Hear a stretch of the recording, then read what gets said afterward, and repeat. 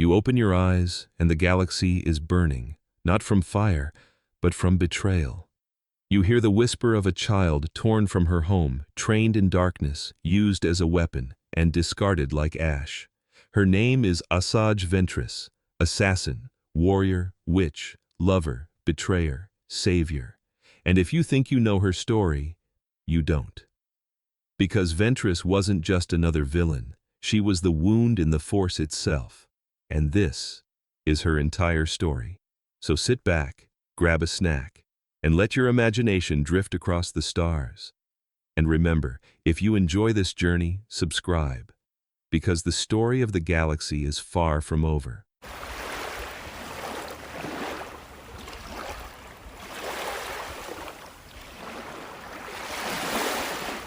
You open your eyes to nothing but shadow. The sky above you is not the warm blue of safety, not the gentle glow of sunrise, but the cold stretch of alien stars, scattered like shards of glass across an endless black ocean. The wind that brushes against your skin is sharp, carrying with it the earthy tang of dust, the faint smoke of dying fires, and something else. The hollow silence of a world that does not care whether you live or die. You are not a hero here. You are not even a name. You are a child, a newborn, your lungs raw as your first cry tears itself out of your throat. The sound echoes through the village, a thin, desperate wail carried into the night. No one is listening, or perhaps worse, too many are listening. For in this corner of the galaxy, a cry does not promise love, it promises opportunity. To some, it is the call of prey. The huts of Dathomir are quiet, woven from bone and hide, lit faintly by the flicker of torches that spit against the wind. Red mist rolls across the ground, curling around wooden posts and broken fences, as if the world itself breathes with you. The smell is coppery, metallic, like blood long dried into the soil. This is your first cradle, a land scarred by war, watched over by the shadows of witches who bend the Force like other beings bend reeds into baskets. You do not understand it, not yet. You only know warmth when a hand gathers you up, pressing your small body against a chest. The heartbeat you hear is strong but hurried, frightened. Your mother's arms tremble as she holds you close, whispering words you cannot yet understand, words of protection, words of fear. She knows what you do not, that this village, this night, will not be yours for long, because on Dathomir nothing safe stays safe, and no child stays a child. The night air hums with danger, insects buzz in the trees, their wings vibrating like a chorus of knives. Somewhere in the distance you hear the sharp cry of a bird of prey, cutting across the silence like a warning. The torches shiver, their flames shrinking as if they too fear what walks in the darkness. Your cry, though, is louder. It pierces through every sound, a flare in the void. And with it, you invite the galaxy to notice you. You cannot see the eyes that turn toward you. Mercenaries on the edge of the village, cloaked in dust and greed, hear your voice and smile with rotten teeth. To them, you are not a person. You are a price. Flesh to be traded, innocence to be bought and sold. The galaxy does not cradle its children. It devours them. That is the truth that begins your story. And as your mother rocks you, pressing a kiss against your forehead, her tears wetting your skin, she knows she cannot fight what is coming. She is strong, yes, and the Nightsister blood runs hot within her veins, but she also knows the fate of her kind. They are hunted, feared, treated as vermin by outsiders who would rather see them broken than free, and now, she knows, it is your turn to pay the price. The wind carries the smell of leather, oil, and sweat as boots crunch against the dirt. Shapes emerge from the mist, armored silhouettes moving like vultures, circling their prey. Your mother clutches you tighter, whispering your name for the first and perhaps the last time. To her, you are everything. To them, you are a commodity. And in that moment, as your small body trembles in her arms, you learn the first cruel lesson of the galaxy. Love is fragile, but hunger is endless. She runs, her breath comes fast, her footsteps uneven as she darts between huts, clutching you against her chest. You feel her heartbeat hammering through her ribs, a frantic rhythm that tells you she is already out of time. Behind her, the slavers' voices rise, harsh, cruel, echoing through the village like laughter at a funeral. They shout to one another, confident, knowing she cannot escape. Their boots crash against the ground, their armor clinks like chains. Every sound is a promise. You are already theirs. Your cry grows louder. You do not mean to betray her, but your lungs are still learning the world, and every sound you make lights the path for those who hunt you. She hushes you, pressing her hand gently against your mouth, tears streaming down her cheeks as she whispers for silence. But you cannot understand silence. You only understand fear, and it pours from you in screams. She stumbles into the woods at the edge of the village, branches snapping against her arms, thorns tearing at her legs. The red mist coils thicker here, clinging to her skin, painting her face with streaks of sweat and blood. The trees loom like black giants, their branches clawing at the sky, their roots twisting across the ground like serpents waiting to trip her. But she runs still, because what else can a mother do but run until her legs give out? And then, the sound. A blaster shot cracks through the night, hot and merciless. It strikes the tree beside her, exploding bark into her hair. She staggers, clutching you closer, her breath ragged. Another shot, another flash of light. The night becomes a battlefield, and she is already losing. You do not know the word for terror, but you feel it in her arms. You feel it in the way she clutches you as though you are slipping away, and perhaps, in her heart, she already knows you are. The mercenaries close in. You can hear their boots in the dirt, their laughter cutting like knives. You can smell the smoke of their torches, the stink of their armor. They are wolves, and you are the lamb. The air grows tighter, heavier, until it feels like the entire forest is holding its breath. And then, it happens. A hand, gloved and rough, seizes her by the hair, yanking her backward. You are torn from her arms, ripped away with a scream that will haunt you long after the memory fades. Your small body dangles in the air, caught in hands that see you not as a life, but as profit. Your mother claws at them, screaming, but they shove her aside, and the crack of her body hitting the ground is louder than the stars above. Your cries echo once more into the night, but now they are not the cries of life beginning, they are the cries of life stolen. The slavers laugh, their voices booming in the darkness. One holds you up, studying your small face with cold eyes. He doesn't see your future. He doesn't see your pain. He sees only numbers, credits, chains. He wraps you in a rough cloth that smells of rust and mildew, and the world shrinks into suffocating darkness. The night swallows you whole. Your mother's voice fades into silence, her screams muffled by distance and cruelty. And you, Asajj Ventress, child of Dathomir, are carried away into the galaxy, born not into safety, not into love, but into hunger. And though you do not know it yet, this is only the beginning. Because this cry in the night will echo for years, carried across battlefields, whispered through the Force itself. One day, Jedi will hear it, Sith will hear it, and the galaxy will tremble because of it. But for now, you are only a child, stolen by shadows, carried away under the stars.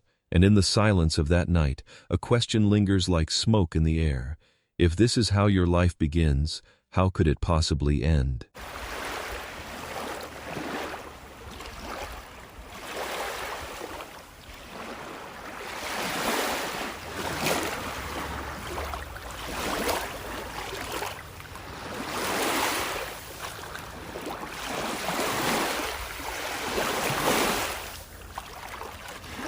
You wake to the sound of metal, a clang that rattles through your bones, a vibration that does not belong to the earth of Dathomir, the world you knew, the forest mist, the torches of your village, the heartbeat of your mother, is gone. Now, there is only steel, cold, hard, merciless. You do not yet know the word for prison, but you feel it. It is the air you breathe, the floor beneath you, the invisible weight pressing against your chest. The stench is the first thing that fills your lungs. It is sharp, oily, thick with sweat and rust, mixed with the sour tang of fear. The air feels heavy, as though it has been breathed too many times by too many desperate mouths. You cough, your small chest heaving, and the sound echoes against walls you cannot see. That's when you realize you are not alone.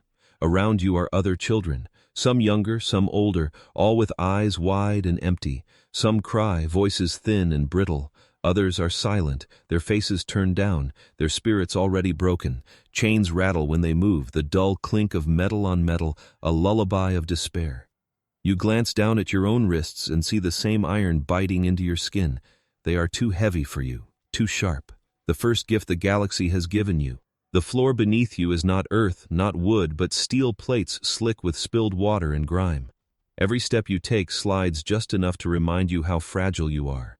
The walls are close, oppressive, closing in on you with each breath. There are no windows, no sky, no stars. The universe has vanished, leaving only this box of darkness that groans and sways as though alive. You do not yet understand it, but you are on a ship, a slaver's vessel, cutting through the void, stealing you from your world and dragging you into another. The sound of footsteps approaches, heavy, confident. A door screeches open, spilling harsh light into the cham. Bare. You shield your eyes with your bound wrists, blinking against the sudden blaze. In the doorway stands a figure, broad-shouldered, armored, reeking of leather and smoke. His face is hidden beneath a mask, but his voice is enough. It is jagged, rough, a sound that scrapes against your ears like broken glass. He speaks a language you don't fully understand, but you know enough. He is calling you product, cargo, property. The children shrink back. Some whimper, others stare blankly, too numb to react. You feel your own breath quicken, your small hands trembling. You want to run, to scream, to claw your way back to the forest, to your mother's arms, but there is nowhere to go, nowhere but the iron around your wrists, nowhere but the shadows that have stolen you. The man strides in, his boots hammering against the floor. He points at one child, drags them forward, inspects their arms, their teeth like livestock. He shoves them aside, unsatisfied, then moves on. His hand falls on your shoulder, fingers digging into your skin like claws. He lifts your chin, forcing your eyes to meet his. His gaze is cold, calculating. To him, you are not a soul. You are numbers, credits. He lets go, pushing you back into the corner.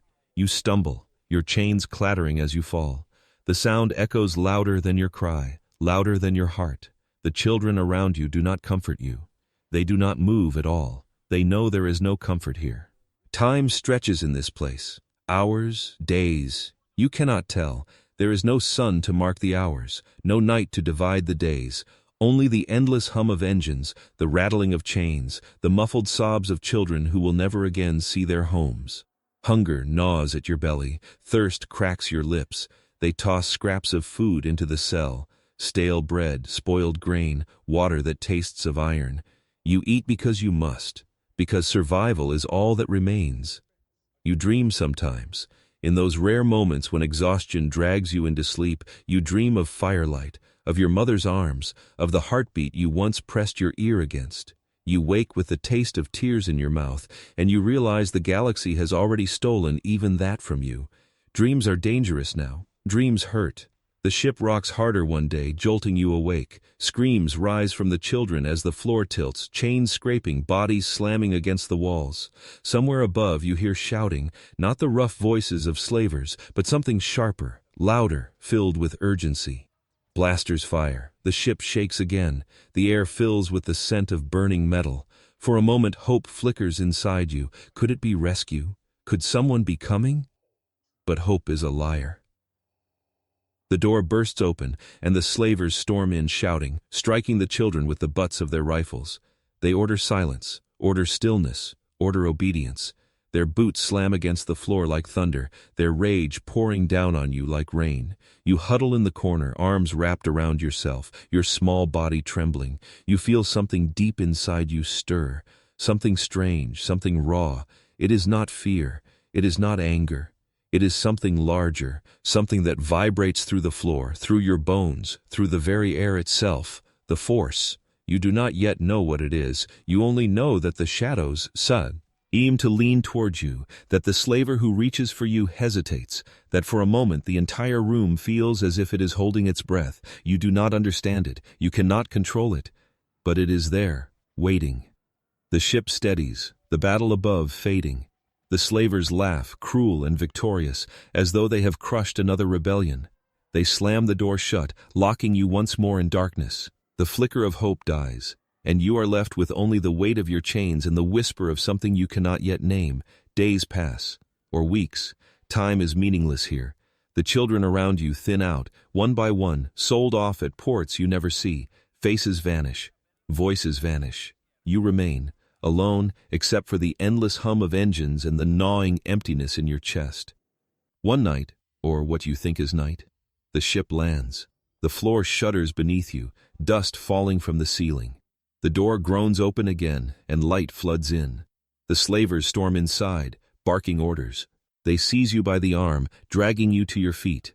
The chains bite into your wrists, the iron cold against your skin. You stumble, your legs weak, but they yank you forward, pulling you into the blinding light.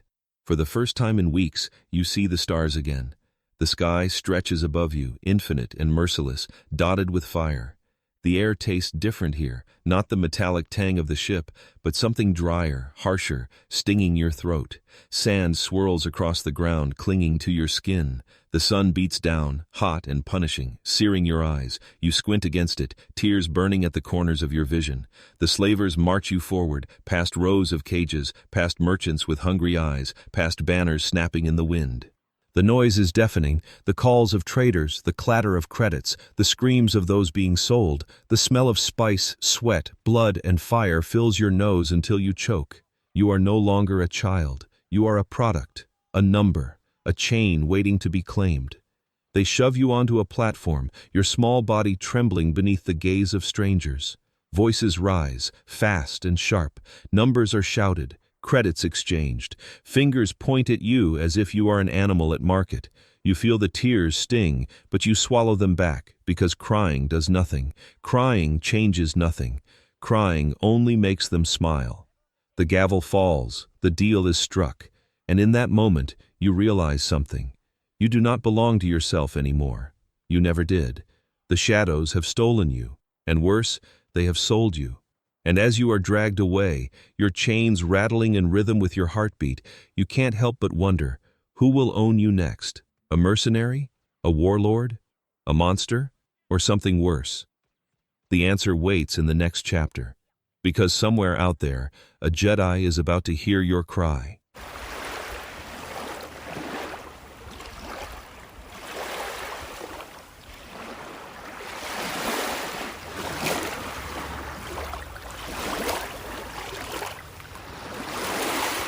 You hear the clash of steel before you see him. The marketplace is alive with the chaos of violence, shouting merchants scrambling for cover, blaster bolts searing through smoke, chains rattling as frightened children scatter. The air tastes of dust and ozone, the bitter tang of blaster fire hanging thick on your tongue. You are pressed to the ground, small, trembling, watching as the slavers who once dragged you away from home now fall in pieces around you. You don't understand what is happening, only that the nightmare you thought would last forever has been interrupted. And then, you see him. Through the smoke, through the shrieking voices, steps a figure dressed not in ragged armor or stained leather, but in robes that flutter with each motion. A blade of light hums in his hand, not fire, not steel, but pure energy, glowing brighter than the torches of your village, brighter than the stars above. The color washes across the shadows, painting every terrified face in shades of green. It is a sound you have never heard before, a steady hum that seems to cut through not just air, but fear itself. A Jedi. He moves like water, flowing around blaster bolts, his blade catching each one with sparks that fizzle into nothing. The slavers shout and curse, firing desperately, but their shots find only empty air. He is not just fighting them. He is dancing through them, and as you watch, pressed against the cold stone floor, with chains cutting into your wrists, you feel something you have not felt since your mother's arms. Safety. When it ends in silence. Bodies sprawled across the dirt, weapons scattered. Smoke rises in lazy curls, carrying the acrid stink of burning power cells. You are left in the center of it all, your small form curled against the ground, your breath caught in your throat. The hum of the lightsaber fades as the blade vanishes, swallowed back into its hilt. And then the Jedi turns, his shadow falling over you. For a heartbeat, you are certain he will see you as everyone else has. Property, cargo, a creature to be bought and sold. Your body stiffens, ready for the strike, the shove, the cruel hand dragging you away. But it doesn't come. Instead, he kneels, slowly, carefully, lowering himself until his eyes are level with yours. His face is scarred by years of battle, his beard flecked with dust, his eyes lined with exhaustion. But they are soft when they meet yours, not cold, not calculating. They do not weigh your worth in credits. They do not measure your chains. They see you, just you, a child. Easy, he whispers, his voice low, steady, carrying a warmth that cuts deeper than the desert wind. You're safe now. The words mean nothing at first. Safety is a language you have forgotten. Yet when his hand reaches out, palm open, not to strike but to invite, you feel something stir inside you, a flicker, a spark. Something you thought had died in the slaver's hold. Hope. You hesitate. The iron bites your wrists as you shift, the rattle of chains loud in the silence. His hand does not move closer. He waits, patient, like he has all the time in the galaxy. And finally, with trembling fingers, you place your small hand in his. The chains fall away. Not by force, not by violence, but by the simple click of a tool and the hum of his lightsaber slicing through iron. You stare at your bare wrists, the marks still raw, the skin broken. For the first time, you are unbound. You do not know his name yet, but in that moment, you know this. He is not like the others. He is mercy where there was only hunger. He is Kinarek. The days that follow are strange. For the first time in your life, you are not running, you are not hiding, you are not cargo in a cage or prey in the forest. You are in the company of a man who moves with purpose but speaks with patience. He does not order you, does not strike you. Instead, he asks, he listens. He offers you food that tastes fresh, water that is clean. You eat until your belly aches, and still he smiles, telling you there will always be more. He calls you apprentice, Padawan, a word that feels too large for your small body, too heavy for your trembling hands. Yet when he says it, you believe it. He places a wooden stick in your grasp, showing you how to hold it like a blade, how to balance your stance, how to move with the wind instead of against it. The first time you swing, clumsy and wild, he does not laugh. He nods, steady, and says, again. You train under the pale light of twin moons, the air cool against your skin, the scent of night flowers drifting through the camp. The stars above watch silently as you learn to block, to strike, to feel the rhythm of combat in your bones. And through it all, his voice guides you. Control, not anger. Patience, not fear. The Force is with you. The Force. You do not yet understand it, but you feel it. In the way the grass bends beneath your feet, in the way the fire crackles in rhythm with your breath, in the way the stick in your hand feels lighter than it should. When Kinarek places his palm on your shoulder, closing his eyes, you feel something pass between you, a current, invisible yet undeniable, flowing through the air, through the earth, through you. You dream differently now, not of chains, not of screams, but of light, of standing tall, a blade of fire in your hand, shadows scattering before you. You dream of being strong enough to never be taken again, strong enough to protect others the way Kinarek protects you. Yet even as the days warm and your training grows sharper, a shadow lingers at the edge of your mind. Because for every moment Kinarek is kind. The galaxy beyond him is cruel. You remember the faces of the slavers. You remember the laughter as they tore you from your mother. And when you close your eyes at night, sometimes you hear it still. Sometimes you feel the chains on your wrists, the rattle in your ears, the weight pressing down. Kinarek tells you to let go. But how can you? How can you forgive a galaxy that has only taken?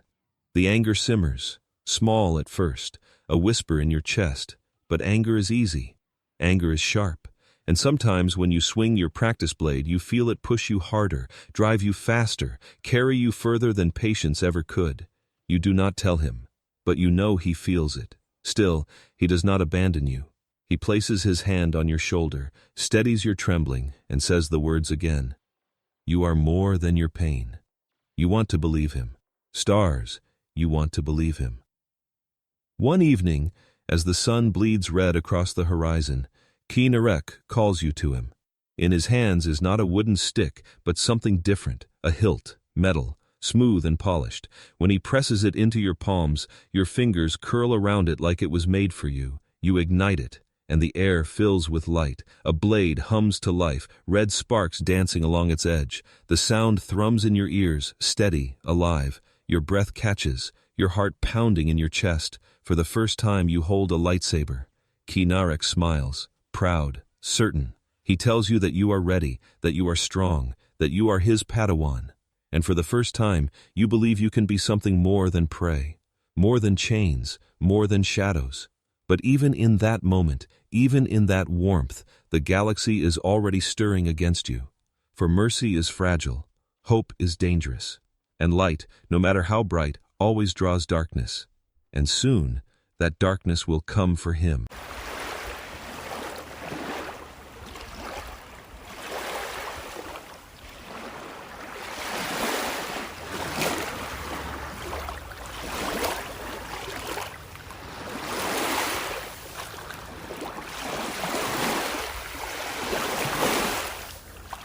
You wake to the sound of thunder, but it is not thunder at all. It is the crack of blaster fire echoing across stone, shaking the ground beneath your feet.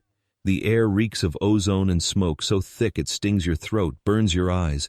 You cough, stumbling as sparks rain down from overhead wires, and in that chaos you hear his voice, steady, firm, commanding. Stay behind me. Ki Narek stands before you, his green blade hissing through the haze like a torch in the storm. His silhouette is sharp against the smoke, robes torn, his stance unshakable even as the world seems to crumble around him. You grip the hilt of your own lightsaber, your hands trembling. He told you that you were ready. He told you that the Force was with you. But right now, with shadows closing in and blaster bolts scorching the air, you wonder if that was just his kindness speaking. The mercenaries circle closer, their armor painted in crude symbols, their rifles raised, their laughter sharp and cruel. You recognize them. The same kind who stole you from your mother, the same kind who chained you in darkness. You taste bile in your mouth, fear mixing with rage, hot and sour. Ki Narek's voice cuts through your panic. Breathe, trust the Force. But how can you trust something you cannot see? All you see is fire. All you hear is death. The first shot comes. He deflects it with ease, the hum of his blade slicing through the air, sending sparks into the dirt. Another shot, another parry. He moves like a storm contained in flesh, every motion practiced, every strike deliberate. You want to move like that. You want to be more than trembling hands and shallow breaths. You want to be him, but you are not him. The mercenaries press harder, their blasters unleashing a storm. Ki Narek shifts, his blade weaving a shield of light, but the odds are overwhelming. A bolt slips past, grazing his shoulder. He grabhartis. Yunts, stumbles, just for a heartbeat, and in that heartbeat, you feel your stomach drop. You scream his name. He answers with action, surging forward, cutting through two enemies in one motion. The smell of scorched metal fills the air, the crackle of flesh seared by plasma. You gag but cannot look away. This is war, this is survival, and this is the price of being a Jedi. That's why it sucked to be a Jedi. A whisper coils through your thoughts. Not from him. Not from you, from somewhere darker, somewhere that has always been listening. The fight drags on. Sweat blinds your eyes, dripping down your face. Your fingers ache from gripping your hilt too tightly. You want to step in, to fight beside him, but every time you move he barks the same command. Stay back! You hate it. You hate standing useless while the only person who ever cared for you bleeds. You hate the helplessness that feels too much like the cage you were born into. And then it happens. A flash, a sound, a bolt you did not see. Ki Narek stiffens, his blade faltering. His body jerks as the blaster bolt tears through his chest, the smell of burnt cloth and flesh searing the air. You scream, the sound ripping out of you raw, but the galaxy does not care. The mercenaries laugh, their voices sharp as knives. Ki Narek collapses, his blade flickers, sputters, then dies. You are on your knees before you realize it, clutching his body, his weight heavy in your arms. His eyes search yours, clouded with pain, yet still calm, still merciful. His lips move, whispering words you strain to hear over the chaos. Do not be afraid. His hand brushes your cheek, weak, trembling, and then it falls, limp, lifeless. The world stops. The sounds fade, drowned beneath the roar in your ears. Your tears fall hot against his robes, your chest heaving as you choke on sobs. You beg him to rise, to stay, to fight, but the galaxy has stolen him the way it stole everything else. Love, once again, is ripped from you, and in that emptiness, something else takes its place. Anger. It surges through you like fire in your veins, hot and merciless. The Force shudders, responding to your scream. The mercenaries stagger back, startled by the sudden wave of energy that blasts outward from you, rattling their weapons, slamming some to the ground. You rise, your lightsaber igniting with a hiss that sounds more like a snarl. The blade is heavy in your hand, but your rage makes it weightless. You attack. Your movements are clumsy, fueled not by training but by fury. Yet the Force wraps around you, guiding your strikes. You cut down one, then another, the air filling with the stench of burning armor and flesh. Their screams mingle with your sobs, with your rage, with the unspoken vow that no one will ever take from you again. That's why it sucked to be a Jedi, the whisper returns, louder now. Because Jedi love, but cannot keep. They protect, but cannot save. They care, but always lose. You feel the truth of it with every swing of your blade, every tear on your face. Being a Jedi is nothing but pain. The survivors flee, stumbling into the smoke, their laughter replaced with terror. You do not chase them. You fall to your knees beside Kai Narek once more, clutching his steel. L-form. The green blade lies silent in the dirt, its glow gone, its master gone. Your sobs echo into the night, carried on the wind like a broken song. You are alone again. The forest around you sways, shadows stretching long, mist curling through the trees. It feels alive, whispering, waiting. You feel the Force trembling through it, not calm, not balanced, but hungry. It listens to your pain. It feeds on your rage. And in the hollow where love once lived, it plants something new. Power. You don't push it away. You can't. You cling to it the way you once clung to Kai Narek's hand. Because it is all you have left. And as you sit in the dirt, holding the body of the man who gave you hope, you feel the galaxy shift. The child who once cried beneath alien stars is gone. In her place, something darker rises, something sharper, something that will never be prey again. You look up at the night sky, tears streaking your face, and whisper a vow only the Force can hear. Never again. And though you don't yet know it, this vow will carry you into the arms of another master, one who will not show you mercy, one who will not call you Padawan, one who will make you a weapon. His name is Count Dooku.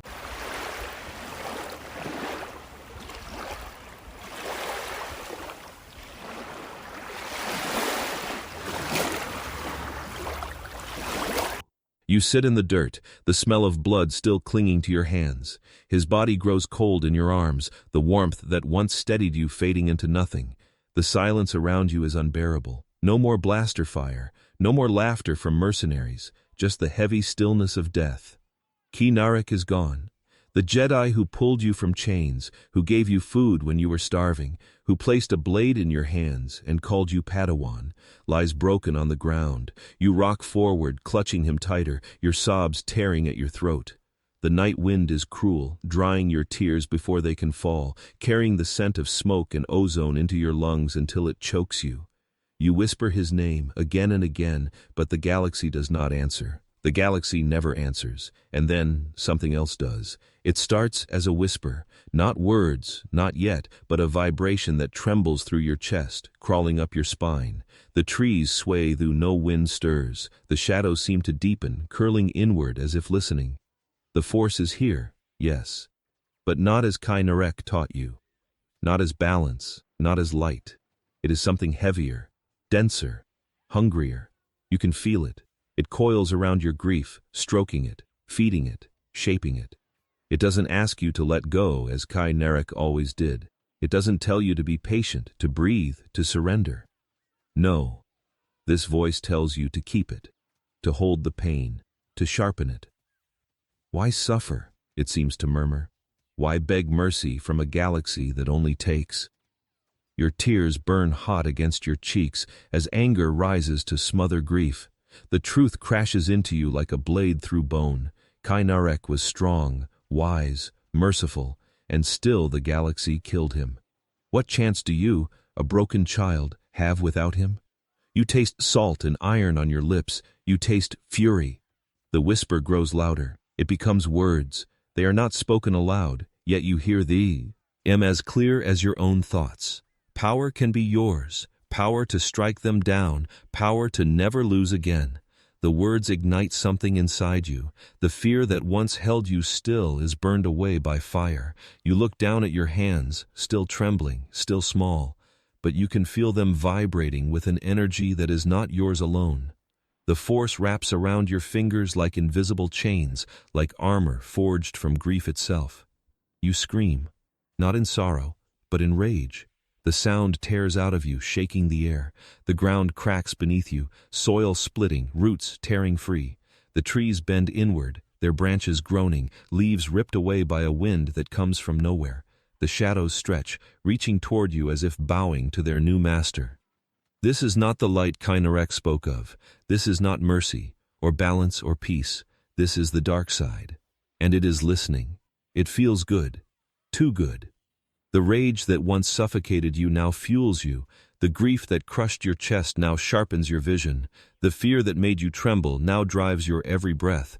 You feel taller, heavier, stronger. Your body is still frail, still young, but your spirit roars. You are no longer the child in chains, no longer the Padawan trailing behind a master. You are something else, something broken, something hungry. The night is alive with your fury. The surviving mercenaries who fled into the trees watch from a distance, their eyes wide, their voices trembling as they whisper your name. They don't see a child, they don't see a victim. They see a demon born from shadow, a witch cloaked in rage.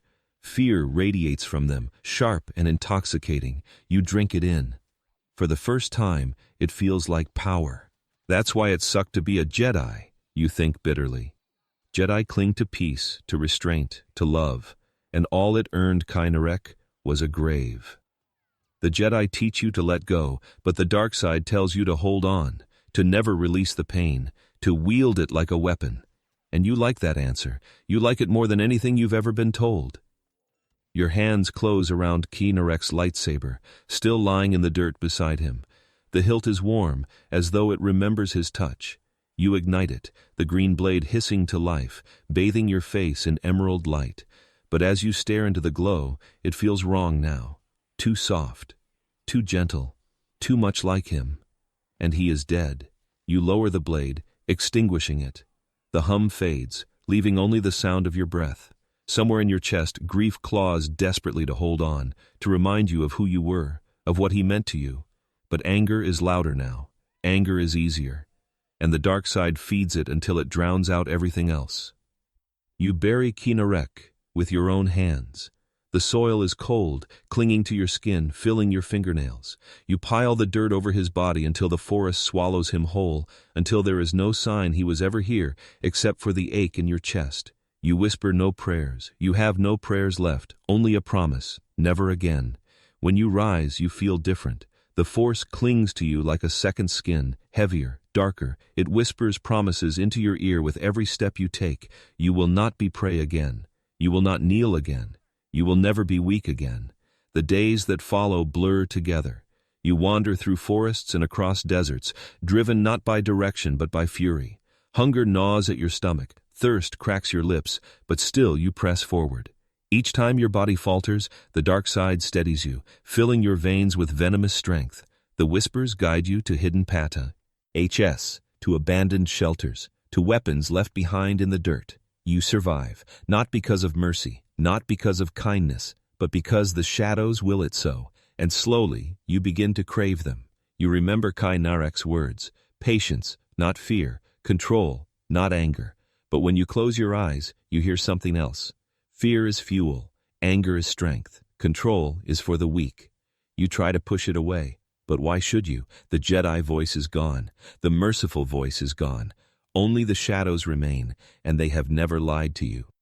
One night beneath a blood-red moon, you hear footsteps, not the clumsy steps of prey, not the careless swagger of mercenaries. These are deliberate, silent. You grip Narek's saber tightly, your thumb brushing the ignition switch. The shadows whisper louder now, urging you to strike, to kill, to prove yourself. From the mist emerges a figure, tall, regal, cloaked in black that seems to drink the light. His eyes gleam like cold fire as they fix on you, studying you not with pity, not with scorn, but with interest. You feel it instantly, power. His presence presses against you like a storm, heavy and suffocating, yet strangely comforting. He smiles. "Such strength in one so young," he says, his voice deep, smooth, carrying both warmth and poison. "You have suffered, you have lost, and yet you still stand." His gaze lowers to the hilt in your hand. The Jedi taught you to cling to the light, and still the light abandoned you. The shadows inside you stir, agreeing. He extends his hand, slow, patient, not as Ki Narek once did, offering mercy. No, this hand offers something else, recognition, power, a place in the galaxy where you are not prey, not property, not Padawan. "My name is Count Dooku," he says softly, "and I can make you strong." Your breath trembles. The blade in your hand feels heavier now, as though it knows the choice before you. You look at his outstretched hand, at the promise it holds. You remember Ki Narek's face, his final words. You remember mercy, hope, love, and you remember how the galaxy tore them from you, leaving you broken and alone. The shadows whisper the truth you already know. The Jedi could not save you. The light could not protect you. Only the dark side answered your scream. You reach out, and in that moment, you step into the shadows. No longer a Padawan, no longer a child. Something new, something broken, something hungry. And though you cannot see it yet, this choice will echo across the galaxy. It will carve your name into the bones of war. It will make you a weapon. But weapons are not free.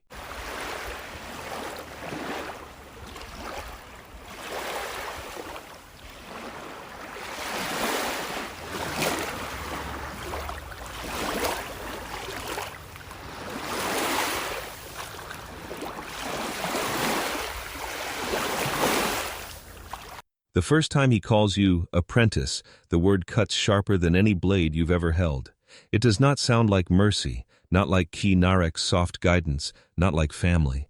It sounds like ownership. It tastes like iron on your tongue, bitter and cold, yet you do not flinch, because in that moment you want nothing else but to belong to someone powerful enough that the galaxy will never steal from you again. Count Dooku stands tall, his silhouette carved from shadow and authority. His presence fills every chamber, every silence, every heartbeat. He moves slowly, deliberately, as though the universe itself makes way for him. And when he looks at you, it is not with kindness, but with calculation. He studies your anger, your trembling hands, your eyes that still burn with the memory of chains and loss. He sees what you are, broken, hungry, dangerous, and he smiles. The training begins immediately. Dooku is not Ki Narek. There are no patient corrections, no gentle encouragements. Every lesson is a wound, every mistake punished. His words are precise, clipped, each one a command you must obey. You feel the sting of his lightning when you falter. You feel the crack of his voice when you hesitate. And still you push forward because you know what waits behind you. Nothing. No family. No mercy. No love. Only shadows. And if you must be a shadow to survive, then a shadow you will become. The Force feels different under his hand. With Ki Narek, it was calm, like standing in a river and learning to float. With Dooku, it is fire and storm, a weapon to be gripped and wielded. He teaches you to channel your rage, to sharpen your grief until it cuts deeper than any lightsaber. He tells you to let it consume you, to burn away the weakness that mercy left behind. And the terrifying truth is, it works. You move faster now. Strike harder. The saber in your hand no longer feels heavy, no longer trembles. Each swing is precise, each block deliberate. Your enemies fall before you, training droids, mercenaries, rebels unlucky enough to cross Dooku's path. You smell the singe of burned metal, the acrid tang of blood. You hear their screams, and with each one, the hole inside you feels just a little less empty. That's why it sucked to be a Jedi, you whisper inside your own mind as you cut through another opponent. Because Jedi teach you to restrain, to release, to forgive. And forgiveness is useless when the galaxy has never forgiven you. The galaxy does not see you as a Padawan anymore. It does not even see you as a person. You are Dooku's hand, his blade, his assassin. You appear in the dead of night, your twin crimson sabers hissing to life like fangs bared in the dark. Jedi who once might have pitied you now flinch when they sense your presence. Your name becomes a rumor, a warning, a curse whispered in war rooms and temples. Ventress is coming, and with every mission, every strike, you tell yourself the same thing. You are not doing this for him. Not for Dooku, not for Sidious, not for their war. You are doing it for you, for the child stolen in chains, for the Padawan who buried her master in the dirt, for the girl who learned that love is only another kind of weakness. Every life you take is vengeance. Every scream is repayment. But deep down, there is another truth, a truth you try not to see. Because as much as you swear you fight for yourself, you know Dooku's shadow looms over every step. You know he feeds your rage, sharpens your edges, binds you tighter with every whispered word. You know you are still bound, only now the chains are invisible, forged of power and loyalty and fear. He praises you sometimes, rarely, just enough to keep you from collapsing beneath the weight of his cruelty. "Excellent form, my apprentice," he says, his voice smooth as silk, cold as glass. The words pierce your chest because no one else calls you that anymore, because part of you still longs to hear it, to belong, to be wanted, even as a weapon. And isn't that the cruelest truth of all, that even now, even broken, you still crave the very thing that always betrays you? The war grows louder around you, planets burn, armies clash, and in the chaos, you thrive. You stand on battlefields where smoke chokes the sky and the ground shakes with cannon fire. You leap through squads of clone troopers, your blades cutting arcs of crimson light. You hear their armor crack, smell their flesh burn, feel their fear ripple through the force. You are death-given form, and for a moment, in the rhythm of combat, you feel whole. But when the battle ends, when the screams fade and the silence falls heavy, the emptiness returns.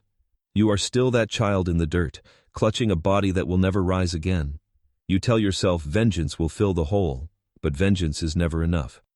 One night, after a mission leaves you bloodied and breathless, you kneel before Dooku. His chamber is dim, lit only by the faint glow of Coruscant's skyline beyond the window. He looks down at you with eyes like cold fire, and for the first time, you realize something. You will never be his equal. No matter how sharp your blade, no matter how deep your rage, to him you will always be a tool, a weapon to wield, a hand to command. The galaxy sees you as his assassin, but he sees you as disposable. The realization coils in your gut like poison. You push it down, bury it beneath layers of loyalty and fear, but it festers. Because you know the truth now, you have traded one master for another. You have traded one set of chains for another, and the dark side does not free you. It binds you tighter. Still you stay, because where else is there to go? The Jedi are gone to you. The Nightsisters are shadows of memory. Your master lies buried in the dirt, and Dooku's hand is the only one still outstretched, even if it is a hand that grips you too tightly. You tell yourself you are a survivor. You tell yourself you are free. But when you close your eyes at night, you feel the weight of the chains still biting into your wrists. And somewhere in the darkness, the Force whispers again, a warning, a promise, that this path will not end in loyalty, that this bond will not end in love, that one day, the same hand that lifted you up will strike you down. But not tonight. Tonight, you are still his. Tonight, you are still the hand of Dooku. And the galaxy will learn to fear your name. The first time you hear the drums of war, they are not drums at all. They are the thunder of artillery across the plains, the shriek of starfighters tearing through the clouds, the metallic chorus of clone troopers marching in unison. The galaxy is on fire. The clone wars have begun. And you, Asajj Ventress, walk into the flames not as prey, not as Padawan, but as something the galaxy has never seen before. You are a shadow against the horizon, cloaked in black and gray, your twin crimson blades snapping to life with a hiss that makes even soldiers pause. Their light paints your pale skin in scarlet. Their hum sings a death song that vibrates in your teeth, in your bones, in your soul. You breathe in the smell of scorched metal and blood, and though it sickens you, it also steadies you, because this is where Dooku has placed you. This is what he has made you, his hand, his weapon, his assassin unleashed upon the galaxy. The battlefield welcomes you like an old friend. Dust whips across your face, blaster bolts cut the air around you. The sound is overwhelming, a storm of screams, explosions, orders shouted over comms, but you move through it as though it were silence. Because in the center of chaos, you finally feel clarity. Rage guides you. Loss drives you. The dark side sharpens every motion until your strikes are not just movements but inevitabilities. The clones are the first to fall. Their armor gleams white in the firelight, their visors reflecting the glow of your blades as you carve through their ranks. Each cut is swift, merciless, efficient. The smell of burning plastoid fills your nose, acrid and bitter, as bodies crumple in your wake. They scream, but you do not flinch. They are soldiers bred for war, and you are war incarnate. But the clones are not your true quarry. No, the Jedi are. You sense them before you see them, that familiar ripple in the foe. That balance that once felt like home now feels like a blade pressed against your throat. It burns in your chest, hot and suffocating, a reminder of what you once were, of what you lost. And when you see them across the smoke, robes flowing, sabers igniting in brilliant blues and greens, the fire in your veins surges higher. You clash. Their blades crash against yours, light meeting light in sparks that blind the eye. The sound of sabers colliding is not music, it is thunder. You push harder, faster, your strikes fueled not by discipline, but by fury. You remember every chain that cut your wrists, every cry you made that no one answered, every grave you dug with your own hands, and you pour it all into every attack. The Jedi call you monster, villain, assassin, and perhaps you are. But in your heart you are still the girl who lost everything, swinging her blades not only to kill, but to scream back at a galaxy that never listened. That's why it sucked to be a Jedi, you think bitterly, locking sabers with one who dares to speak your name with pity. Because pity does not bring back the dead, mercy does not stop the war, and love only breaks you. You fight with ferocity that surprises them. Your twin blades weave patterns they cannot predict, angles they cannot anticipate. You spin, strike low, cut high, your movements like the flicker of fire across dry grass, consuming everything in its path. One Jedi falls, then another. The battlefield gasps as their protectors crumble, their champions defeated by the witch with eyes like molten gold. Word spreads quickly. You are not a soldier, not a general. You are a ghost. You slip into outposts, slaughter commanders, vanish before reinforcements arrive. Your presence becomes a rumor whispered in trenches. Ventress is coming. The very sound of your name chills blood faster than the crack of a rifle. Mothers hush their children with it. Soldiers pray to not hear it. Jedi sharpen their sabers knowing they may face you next. And through it all, you tell yourself you are a survivor. That every strike, every death is vengeance. That you are clawing back what was stolen from you. But late at night, when the smoke clears and the fires burn low, you wonder, are you surviving? Or are you becoming exactly what they always said you were? Still, you press forward. On Christophsis, you emerge from shadows like a phantom, cutting through crystal canyons with blades that light the walls red. On Camino, you stalk the rain-slick platforms, your sabers sparking against the durasteel as you duel Jedi above the roaring sea. On Raxus, you stride openly through battle lines, laughter curling from your lips as your enemies scatter before you. To the Separatists, you are a champion. To Dooku, you are proof of his power. To yourself, you are still trying to believe you are free, but freedom feels like an illusion. Because though you cut down Jedi with fire in your veins, though you spread terror with every whispered tale, you know deep down that you are still bound. Bound by rage, bound by loss, bound by Dooku's voice that echoes in your mind long after the fighting ends. Strike harder, my apprentice. Show them fear. Show them despair. His praise is as rare as rain on Dathomir, yet you cling to it. Because when he calls you powerful, you almost believe the emptiness inside you has meaning. And isn't that what you've always wanted? For the emptiness to matter? Still, something lingers. A crack in the mask. Because every time your blades clash against a Jedi's, you see Kynarek's eyes. Every time you cut one down, you remember his hand on your shoulder, steady and kind. And for a heartbeat, you hesitate. Just long. It's enough to wonder, what would he see now? Would he recognize you, this ghost cloaked in shadow? Or would he see only the assassin you've become? The doubt is dangerous. You bury it quickly, drowning it in blood and smoke, but it never disappears. It waits. On one battlefield, you find yourself face to face with someone who does not fight you with rage or pity, but with something else, something more dangerous. Compassion. His name is Obi-Wan Kenobi, and when his blade locks with yours, when his eyes meet yours, you feel it. Recognition. Not of the assassin, not of the monster, but of the girl beneath it all. It makes you furious, because you cannot allow yourself to be seen, not truly, not when you've spent so long building yourself into the weapon they fear. You press harder, rage flooding your strikes, determined to bury whatever softness lingers inside you. But the memory of his gaze burns brighter than your blades. And in that moment, something shifts. For the first time since Kynarek's death, you realize that the galaxy does not only see you as a villain. Some see you as a tragedy, and tragedy is far harder to kill. You retreat into the shadows when the battle ends, your chest heaving, your blades extinguished. The silence presses against you, heavy and suffocating. The girl who lost everything whispers inside your mind, begging to be heard. You crush her down, smother her beneath anger, and tell yourself again, you are a survivor, you are strong, you are free. But as the war grows, as Sidious whispers his doubts into Dooku's ear, as your master begins to look at you, not as apprentice but as threat, you will learn a final truth, that even shadows can be betrayed.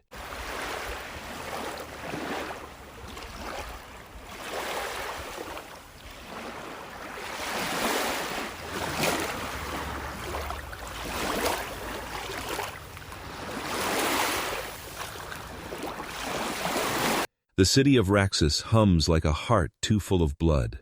Its streets are crowded with voices that argue, plead, and demand, all of them swirling together in the chaos of politics and war. Fires burn in the distance, their smoke mixing with the perfume of merchant stalls, creating a taste on your tongue that is both sweet and acrid, life and death colliding in the same breath. The galaxy calls this place the capital of the Separatists, a stage for power and control. But tonight, for you, it is something else entirely. Tonight, it is an arena. You emerge from the shadows, your twin blades sparking to life with a hiss that cuts through the marketplace noise. Their crimson glow bathes the stone walls, stretches across banners of the Confederacy, paints the crowd's faces in red. The air vibrates with that familiar hum, a sound that sends fear crawling down spines. Soldiers falter when they see you. Some whisper your name, some pray, others grip their rifles tighter. You don't care. You are not here for them. You are here for him. You feel him before you see him. That pulse in the force that is too steady, too calm. It is a warmth that gnaws at your cold edges, a balance that feels like betrayal simply by existing. Obi-Wan Kenobi. His presence presses against you like sunlight against stone, soft but relentless, seeping into the cracks you thought you had sealed shut. And then, through the smoke, you see him. Cloak torn, saber igniting in a clean blue line, his stance disciplined, unshaken, even as chaos swirls around him. The crowd scatters, soldiers fall back. And suddenly it is just the two of you, the hum of sabers filling the air, drowning out the shouts and the distant roar of engines. You stare into his eyes, and for a heartbeat you feel something strange, not hatred, not anger, but recognition. He does not look at you as others do, not as weapon, not as monster. He looks at you as if he sees the fracture beneath the armor, the girl you buried, the Padawan who lost her master, the tragedy you've tried to silence with blood. It makes you furious. Your blades snap forward, cutting through the air with the speed of a storm. Sparks fly as they collide with his, red and blue clashing in a shower of light. The sound is thunderous, every strike vibrating through your bones. The stone beneath your feet cracks as you drive him back, rage fueling your speed. You are relentless, spinning spinning, striking, weaving a deadly pattern of crimson arcs that force him to retreat. The air fills with the acrid scent of scorched stone where your sabers carve into walls and pavement. But Obi-Wan is not like the others. He does not falter. He does not panic. He parries with precision, his every motion controlled, measured. His calm infuriates you, makes your teeth grit, your strikes grow sharper. You scream with every blow, your voice raw, your heart pounding, because you want him to break. You need him to break. But he doesn't. He speaks as he fights, his words cutting as sharply as his blade. You don't have to do this, Ventress. You're better than this. His voice is steady, even compassionate, and it tears at you more than any strike could. Better than this? What could he possibly know of you? What could he know of chains, of graves, of betrayal? He is a Jedi, safe in their temple, surrounded by brothers and sisters, praised as heroes. What does he know of being stolen? Of being abandoned?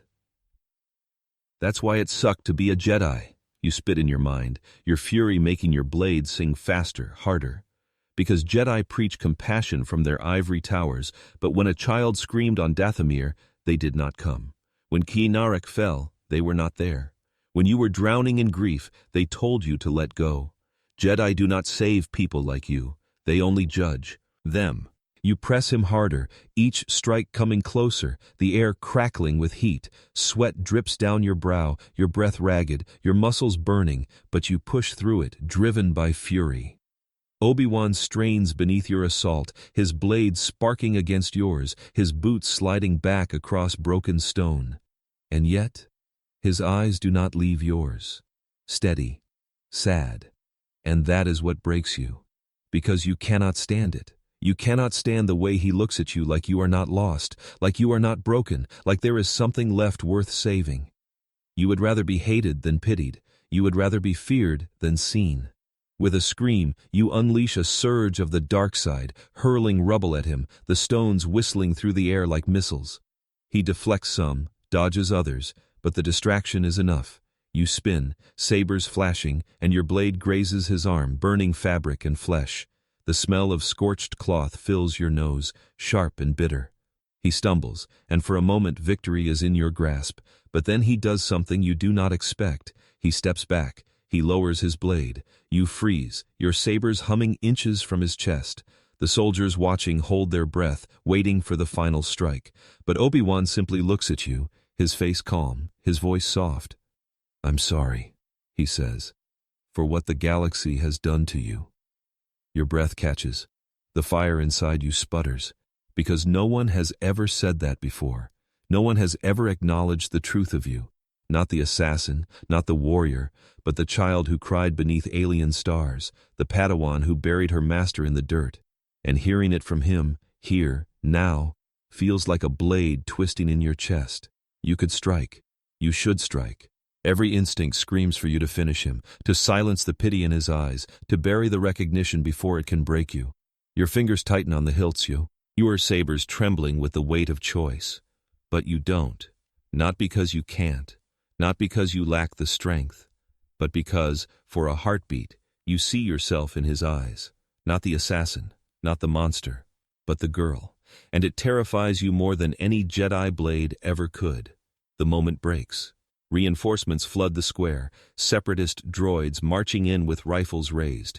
You seize the distraction, spinning away, your sabers flashing as you cut a path through the smoke. The crowd erupts in chaos, blaster fire cracking through the air, the stench of ozone and burning metal filling your lungs. You vanish into the shadows, your blades extinguished, leaving only silence where you once stood.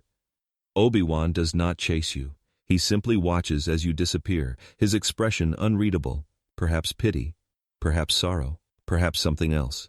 You retreat into the night, your heart pounding, your chest tight. His words echo in your mind, cutting deeper than any wound. "I'm sorry." You try to bury them beneath rage, beneath vengeance, beneath the fire of the dark side. But they linger, whispering, gnawing at the edges of the armor you've built around yourself. And as you vanish into the shadows of Raxus, one thought claws at you, relentless. What if he is right? But you cannot let yourself believe it. Not now. Not when Dooku's shadow looms larger than ever, because even as Obi-Wan sees you as tragedy, your master begins to see you as something far more dangerous, a threat.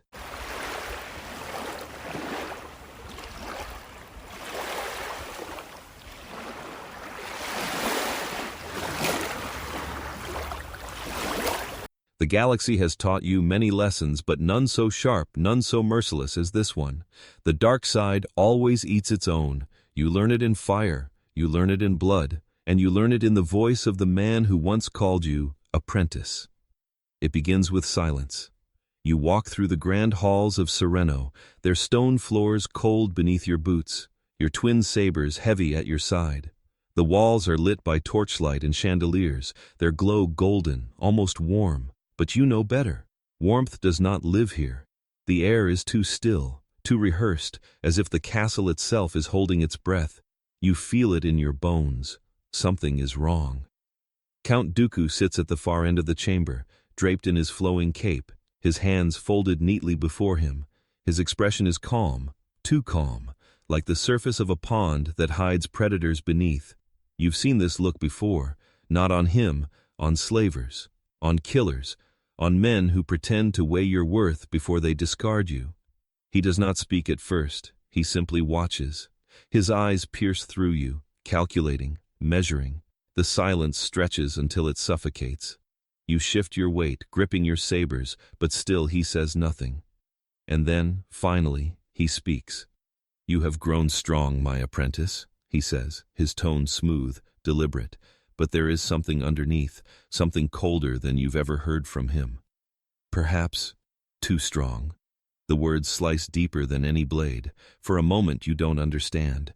You've given him everything, every strike, every kill, every mission painted red in your name and his. You have bled for him, killed for him, survived for him. And now, this? You try to steady your breath, but anger coils in your gut like a serpent. "I have only done what you asked of me," you spit, your voice low, trembling not with fear, but with fury. "Every life I've taken, I took for you. Every drop of blood on my hands is because of you." He rises from his chair, slow and deliberate, his cape spilling across the stone like ink. He towers over you, his shadow swallowing yours. And that is the problem. You feel the truth before he speaks it. You feel it in the Force. A ripple of betrayal that makes your chest tighten, your hands shake. Sidious. His presence coils at the edge of your awareness, dark and suffocating, unseen but undeniable. The master behind the master, the voice behind the throne. He has commanded this. You open your mouth, but the words never come. Lightning crashes into you before you can move. It is fire. Pure, screaming fire. It tears through your body, ripping a cry from your throat that echoes through the hall. Your muscles seize, your bones feel like they are breaking, your vision blurs in white. You collapse to the floor, your sabers clattering against the stone. The smell of your own burning flesh fills your nose, acrid and bitter.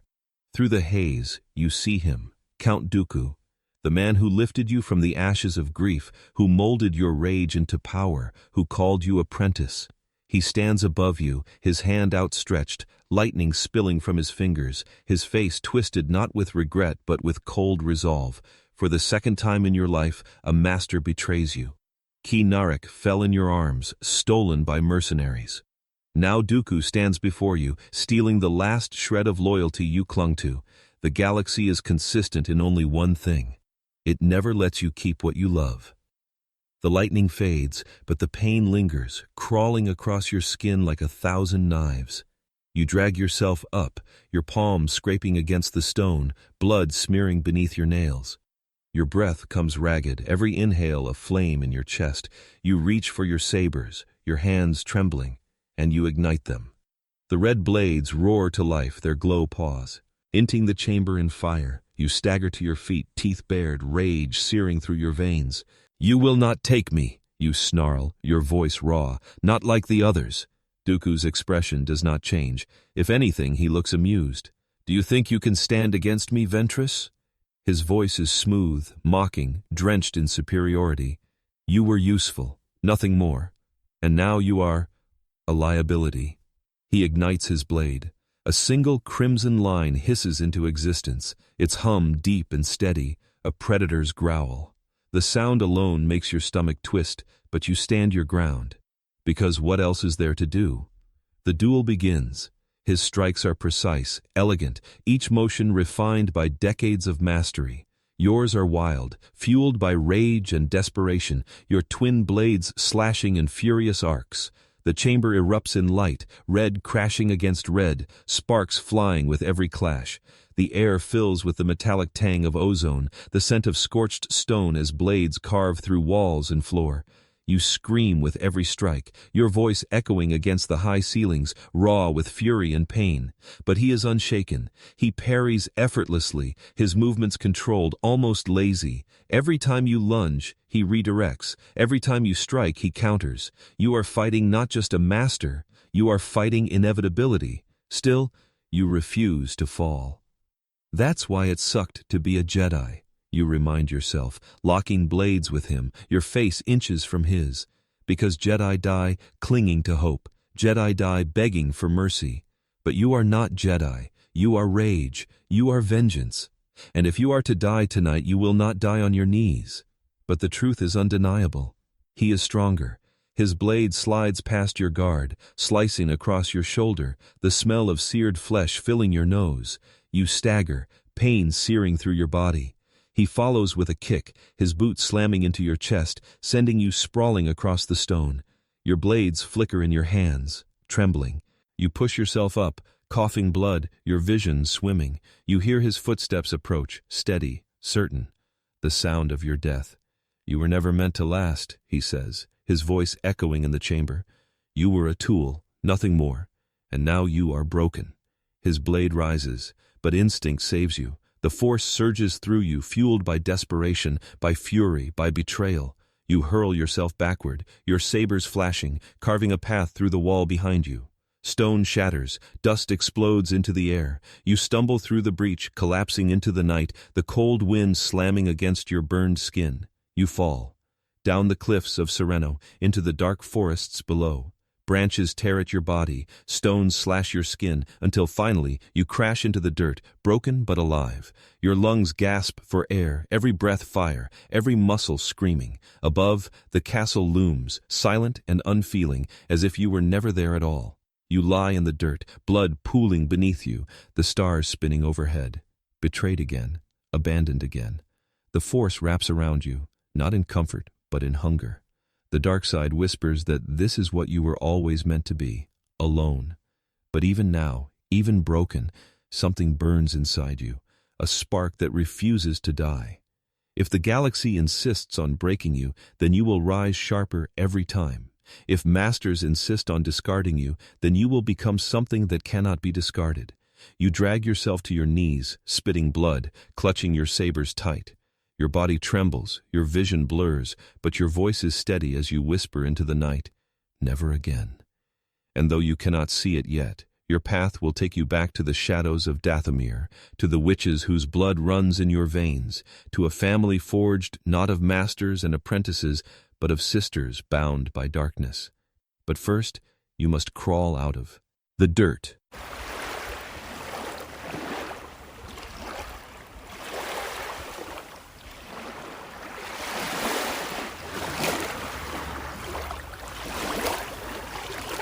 The first thing you taste is blood. Metallic, thick, coating your tongue as you drag yourself across the dirt.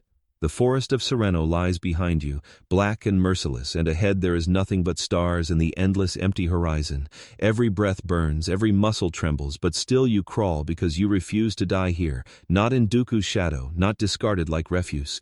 You have been abandoned before, but this time, you will choose where you fall.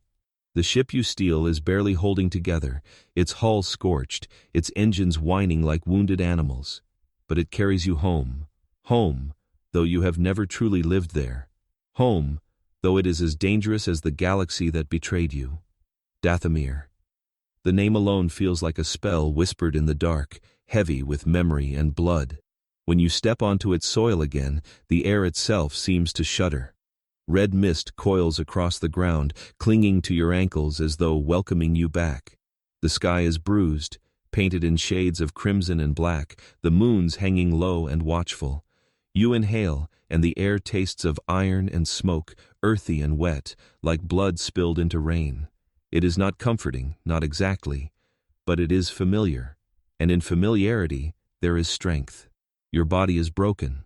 Every step sends daggers of pain through your chest, burns scar your skin, your shoulder screams with every movement, your ribs feel cracked. You stagger through the mist, your vision swimming, but you know where you are going. The forest calls to you, its branches twisting like skeletal fingers, its shadows thick and alive. The insects hum like drums in the distance. The ground itself seems to pulse, and then you see them. Figures moving through the mist, cloaked in bone and cloth, their faces painted in ash and crimson. The Nightsisters. They do not rush to you. They do not cry your name. They simply watch as you stumble. Forward, your knees buckling, your sabers slipping from your grasp. You collapse into the dirt, the taste of blood sharp in your mouth. For a moment, you think they will leave you there, that they will turn away as every master has, but they don't. Hands reach down, strong and steady, lifting you from the ground. Their touch is rough, but it is not cruel. They carry you into the heart of the village, where fires burn low and cauldrons bubble with thick green smoke. The air is heavy with herbs, sharp and bitter, clinging to your throat. You hear the low chants of voices layered together, humming through the ground, vibrating in your bones. Magic. Not the Force as the Jedi taught it, not the Force as Dooku twisted it. Something older, wilder, yours. They lay you down on stone, surrounding you in a circle of mist and flame. The leader steps forward, tall, regal, her eyes glowing with power that pierces through the smoke. Mother Talzin. Her gaze falls on you, and for the first time in a long time, you feel not judged, not pitied, but claimed. You return to us broken, she says, her voice both soft and sharp, curling through the air like smoke. But the broken can be remade. You want to speak, to curse, to demand, but your voice fails. Only a rasp escapes your lips. Still, it doesn't matter. They do not need your words. They know your pain. They have always known. The ritual begins. Hands press herbs against your wounds, their juices stinging like acid. The smell is overwhelming, bitter, earthy, burning. You gasp as the pain surges, but their chants grow louder, steady, wrapping around you like a net. Green mist rises from the cauldron, curling into your lungs, filling your veins with fire. You arch your back, your scream echoing into the night, but you do not break. You see visions. Ki Narek's face, kind and soft, fading into dust. Dooku's hand, lightning tearing through your body, his voice cold and final. The chains around your wrists as a child, the laughter of slavers, every betrayal, every wound, every scar, they flood you, crushing you, until you feel yourself drowning. And then, the voices change. You hear whispers not of loss, but of strength, not of abandonment, but of family. Sisters chanting your name, 1,000 voices calling you, not apprentice, not slave, not tool, but one of them. The mist wraps tighter, pulling you back from the edge, binding your pain, shaping it into armor.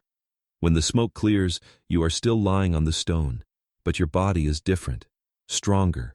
Your wounds sealed, your breath steady, your heart thrumming with a rhythm that is not just yours, but theirs. You rise, your steps shaky at first, then firm. Around you, the Nightsisters bow their heads, their voices still murmuring low. Mother Talzin smiles. You are ours now, she says, no longer a servant of men, no longer a discarded blade. You are Nightsister. The word pierces you, deeper than any title you've ever been given. Not apprentice, not assassin, sister. It feels strange, heavy, dangerous, but right. For the first time, you feel something that has always eluded you, belonging. The days that follow are unlike any you've lived before. You move among them, not above, not below. Equal. They teach you their ways, not the balance of Jedi, not the tyranny of Sith, but magic that breathes with the earth itself. You crush herbs between your fingers, their oils staining your skin. You carve symbols into bone, their edges sharp against your palm. You chant with them beneath the moons, your voice blending into theirs until it is no longer just yours, but part of a chorus. And when you fight not alone. Their power courses through you. Oh, their chants guiding your strikes, their magic cloaking your blades in green fire. You are not just one warrior, you are many. You are family, but even in this warmth, a shadow lingers. Because you know the galaxy does not forgive. It does not allow peace, not even here. You know Dooku's betrayal is not the end, but the beginning. You know Sidious's hand stretches across every corner, and that his eye has not left you. One night, as you stand beneath the red moons, the mist curling around your feet, you feel it. A tremor in the force, not of belonging, not of family, but of vengeance.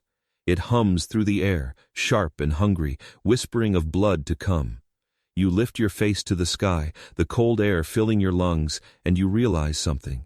You are no longer alone, and because of that, you are more dangerous than ever. But danger invites danger, and soon the galaxy will strike back. The sound of engines splits the night, faint at first, then louder.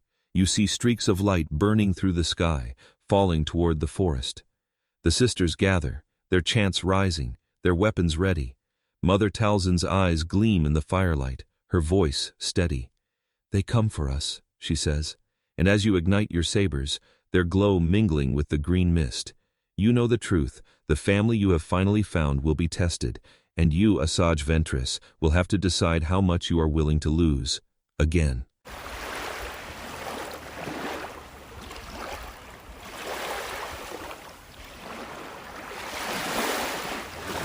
The cauldron smokes. Green mist coils upward like fingers reaching for the ceiling of the cavern, twisting and writhing as if alive. The scent of burning herbs clogs your throat, sharp and bitter, mixing with the copper tang of blood. Your skin prickles, your pulse quickens, and you know what is about to happen will change everything. You kneel with the Nightsisters around the bubbling cauldron, your hands pressed against the cold stone, your body aching from battles fought, from betrayals endured. The mist licks against your face, damp and hot, carrying whispers that make your ears ring. The chants of your sisters rise, layered, rhythmic, a drumbeat of voices that pulse through your bones. The sound is not music, it is a spell. Mother Talzin stands at the center, her arms raised, her eyes glowing bright as fireflies in a storm. Her voice cuts above the others, sharp, commanding. She speaks of vengeance, of balance, of striking back at the man who cast you aside. Count Dooku. His name hangs heavy in the air, bitter on your tongue. You taste it like poison, like bile. He betrayed you, as every master has, but this time you will not crawl away broken. This time you will strike back.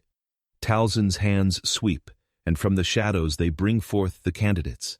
Towering Zabrak warriors, their skin painted in tribal markings, their horns glinting in the firelight. They kneel before the cauldron, silent, stoic, their eyes blank with obedience. Each one is strong, each one is dangerous, but only one will be chosen. Your gaze sweeps over them. You see scars carved into flesh, muscles thick with brutality, faces that tell stories of survival, and in them you see yourself, broken, discarded, reforged. Except this time, you will be the one doing the forging. The mist curls tighter, glowing brighter as Talzin chants louder. She points to one, Asajj Ventress. His name is as heavy as his frame, his body broad, his face carved in stone. He steps forward, unflinching, his gaze locked on the cauldron.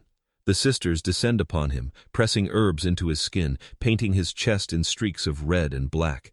They pierce his flesh with needles, pour ichor into his veins. His body convulses, his breath ragged, his screams filling the chamber like thunder. You watch, you do not flinch, because this is not cruelty. This is creation. The green mist wraps around him, tightening, seeping into every pore.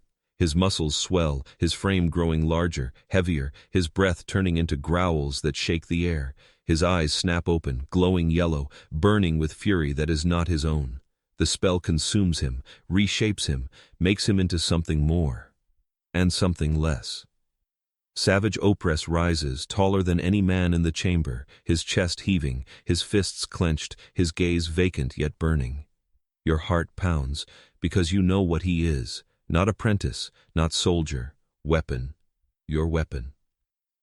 Mother Talzin turns to you, her eyes gleaming. He is yours, she says. Take him, use him, let him be the instrument of your vengeance. The words sink into you like claws. You step forward, standing before him. His shadow falls over you, massive, overwhelming. You tilt your head back to meet his gaze. His chest rises and falls, his breath hot against your face. You whisper his name, Savage, and his head bows. Submission, obedience, yours. For the first time since Dooku's betrayal, you feel something like satisfaction. You do not wait long to test him. The galaxy burns with war, and you bring him into the fire. His power is overwhelming. He cuts through clone troopers like wheat, their blasters clattering uselessly to the ground. His massive arms swing with brutal force, crushing droids into scrap, tearing through walls, ripping apart anything in his path. And you are at his side, your twin sabers flashing, dancing through the chaos with precision and fury. Together, you are unstoppable. The whispers spread quickly. Ventress has returned, and she has brought with her a monster. But Savage is not just a monster. He is something worse. He is a reflection of you, a creation of anger, a child of betrayal, a weapon forged from pain. And deep down, though you refuse to admit it, you fear him, not because he will fail, but because he will succeed too well. Still, you press on. You lead him to Dooku, the moment you have dreamed of since lightning tore through your body, since the man who called you apprentice cast you aside like trash. You feel your pulse racing as you stand once more in the halls of Sereno, the torches flickering, the air heavy with déjà vu. Dooku's gaze falls on you, cold and sharp, but then it shifts to Savage, towering, brutal, unstoppable. This is your end, you snarl, igniting your sabers. The duel erupts, red against red, the chamber glowing with sparks and fire. You and Savage strike together, your movements fast and precise, his heavy and devastating. Dooku parries, his blade flashing with elegance, but for the first time, he falters. The force of Savage's strikes shatters his guard. The precision of your attacks cuts deep. You drive him back, blow after blow, your laughter echoing through the chamber. The smell of ozone, of burning stone, of sweat fills your lungs. Victory is within your grasp. But the dark side does not give without taking. You do not notice it at first. The way Savage's strikes grow less coordinated, less controlled.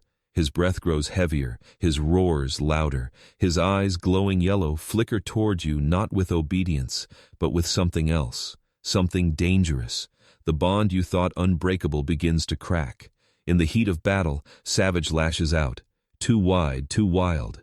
His massive arm slams into you, sending you crashing against the stone. Pain sears through your ribs, your vision blurs. You look up, dazed, and see not your weapon, not your creation, but a beast untamed.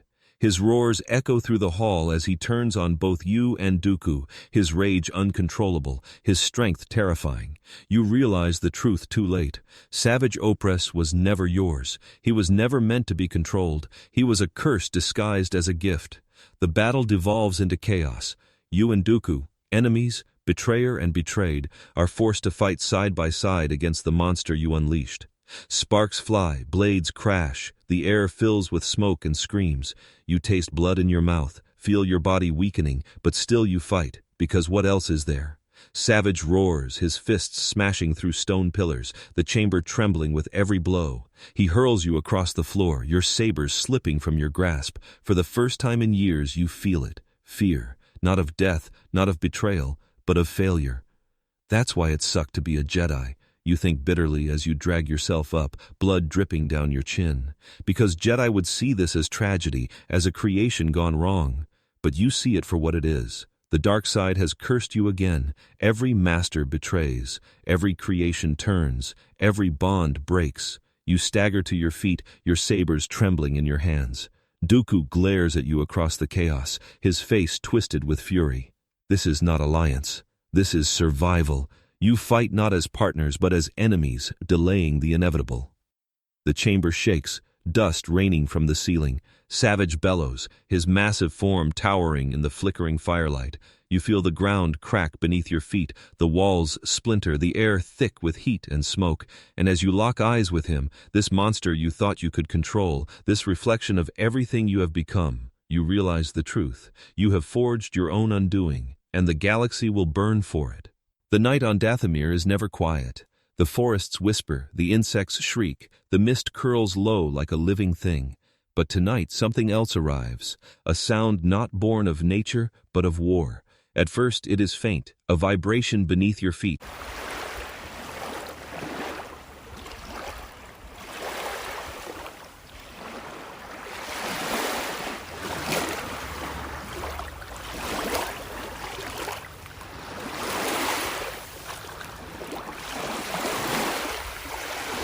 A low hum in the air.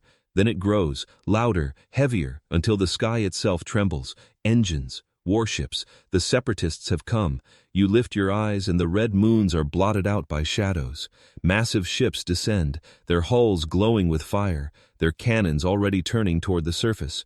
The hum becomes a roar, the air thick with the stink of exhaust, metallic and sour, coating your tongue.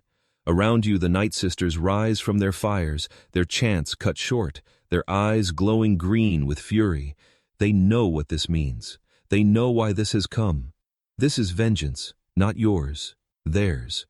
Dooku has sent his retribution, and once again, the galaxy has found a way to take from you the only family you've managed to find. The first blast hits the forest, and the world erupts. Fire tears through the trees, the ground shattering, dirt and stone raining down in a storm. The shockwave slams against your body, hurling you backward, your breath ripped from your lungs. You hit the ground hard, your palms scraping against jagged roots, the taste of blood filling your mouth. When you lift your head, the horizon burns. The Nightsisters do not scatter, they do not run. They rise. Their chants return, louder now, layered with desperation and fury. Green mist spills from their hands, from their mouths, from the very ground, rising to meet the fire raining down from above. They hurl spells at the descending droids, bolts of magic twisting through the air, tearing metal apart, ripping machines from the sky. The air smells of ozone and ash, of burning flesh and hot blood. Their screams mingle with their songs, a symphony of Deus, fiancé. You ignite your sabers, their red glow cutting through the smoke. The hum vibrates in your chest, steady and sharp. You charge into the chaos, blades flashing, slicing through waves of battle droids storming from the landing craft.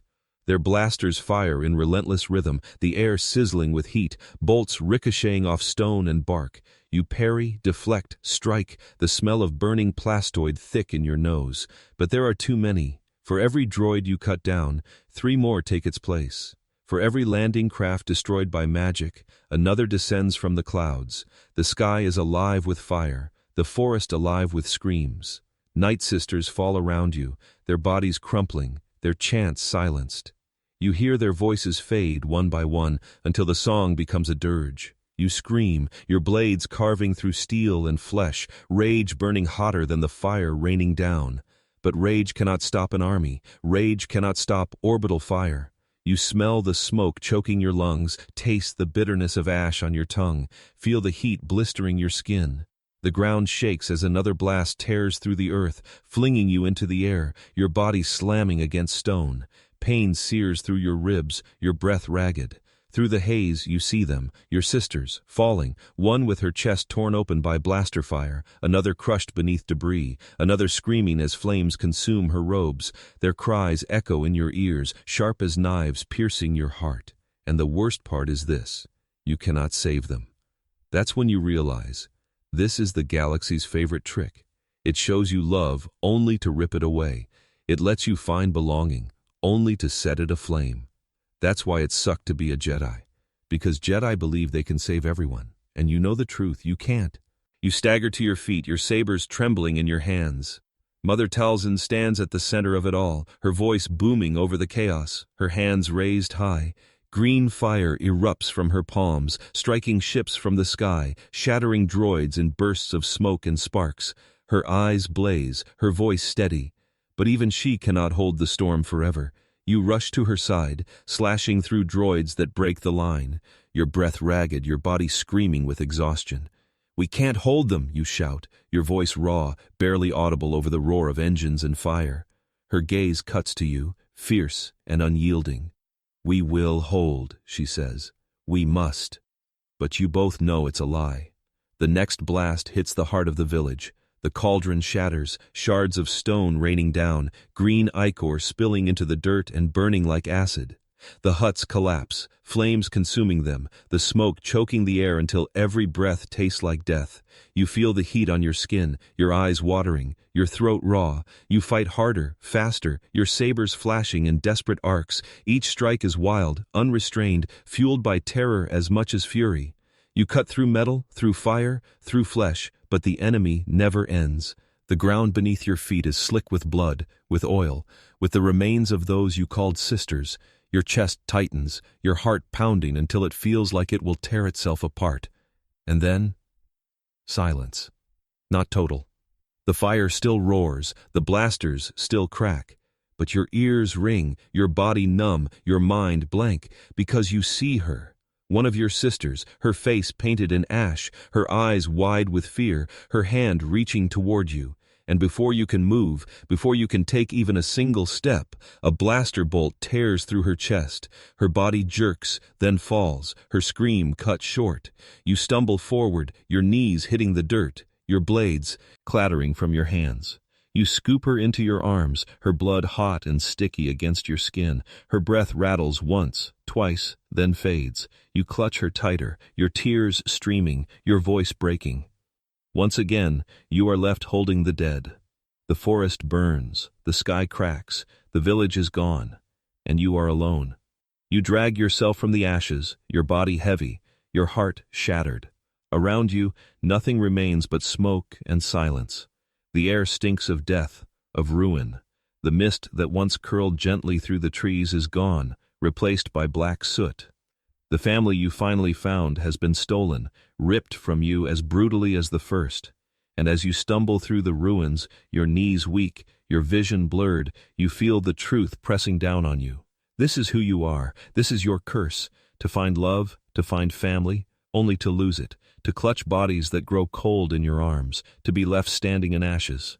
The dark side whispers again, louder now, crueler. You are alone, but you are not broken. Not yet.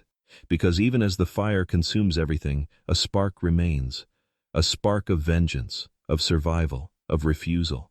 You will not die here. You will not give them the satisfaction. You collapse to your knees, your palms pressed against the scorched earth, your breath shaking. The smell of blood and smoke fills your lungs, your tears hot against your cheeks. You whisper into the silence, into the ruins, into the force itself. Never again. The words taste of ash, the words taste of blood, but they are yours. And though you cannot see it yet, the galaxy is not done with you. It will break you again. It will offer you one last chance at something more, something you do not believe you deserve. But tonight, as the smoke curls into the heavens and the last screams fade into silence, you know only this. Once again, you are alone. And in the distance, the stars seem to laugh.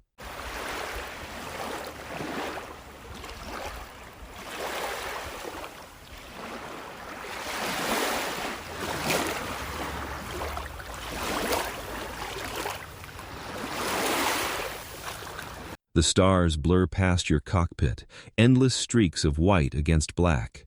Hyperspace has its own kind of silence, not peaceful but hollow. It hums low, steady, empty, a lullaby for the lost. And you are lost. Not a Sith, not a Jedi, not even a Nightsister anymore. Just a shadow drifting between stars, searching for a place that will not burn beneath your feet. Your hands rest on the controls, scarred and calloused, the faint hum of the ship vibrating through your bones. The cockpit smells faintly of oil and old metal, sharp and bitter, the stench of a life lived in stolen vessels patched together with scrap. The taste of recycled air sits heavy on your tongue, dry and stale. You tell yourself you are surviving, that survival is enough, but deep down, you know the truth. Surviving is not the same as living. The galaxy knows you now not as apprentice, not as assassin, not as sister. It knows you as mercenary, a blade for hire, a ghost with twin crimson sabers who appears in lawless ports and forgotten battlefields, who carves through enemies for credits, who asks no questions and leaves no survivors. Your reputation grows like smoke, curling into every shadow. Your name carries weight, not because you are loved, not because you are trusted, but because you are feared. You tell yourself fear is enough. Planets blur together in memory. On Nar Shaddaa, the stench of spice and smoke clings to your skin as you cut down a gang lord who thought his guards could stop you. On Ord Mantell, you hunt a traitor through the rain, the taste of ozone sharp on your tongue as lightning splits the sky, your blade glowing red against the downpour. On Ryloth, you stand in silence as a Twi'lek cries over the corpse of a slaver you just gutted, your sabers dripping, the heat of battle still burning in your chest. Each job ends the same way. Silence. Silence in your ship, silence in your hair. Chut. No matter how many targets you strike, no matter how many enemies you bury, the emptiness lingers. Credits pile in your hands, but they feel like dust. Food fills your stomach, but it tastes like ash. And when you look in the mirror, you see not a survivor, but a woman who has been carved into something sharp, something dangerous, something hollow. That's why it sucked to be a Jedi, you think bitterly. Jedi cling to purpose, to belonging, to a cause greater than themselves. You tried that and the galaxy tore it from you. You tried being Sith and betrayal left you bleeding in the dirt. You tried being Nightsister and the fire consumed them all. So now you are nothing. A blade, a wandering blade. And blades are meant to be used.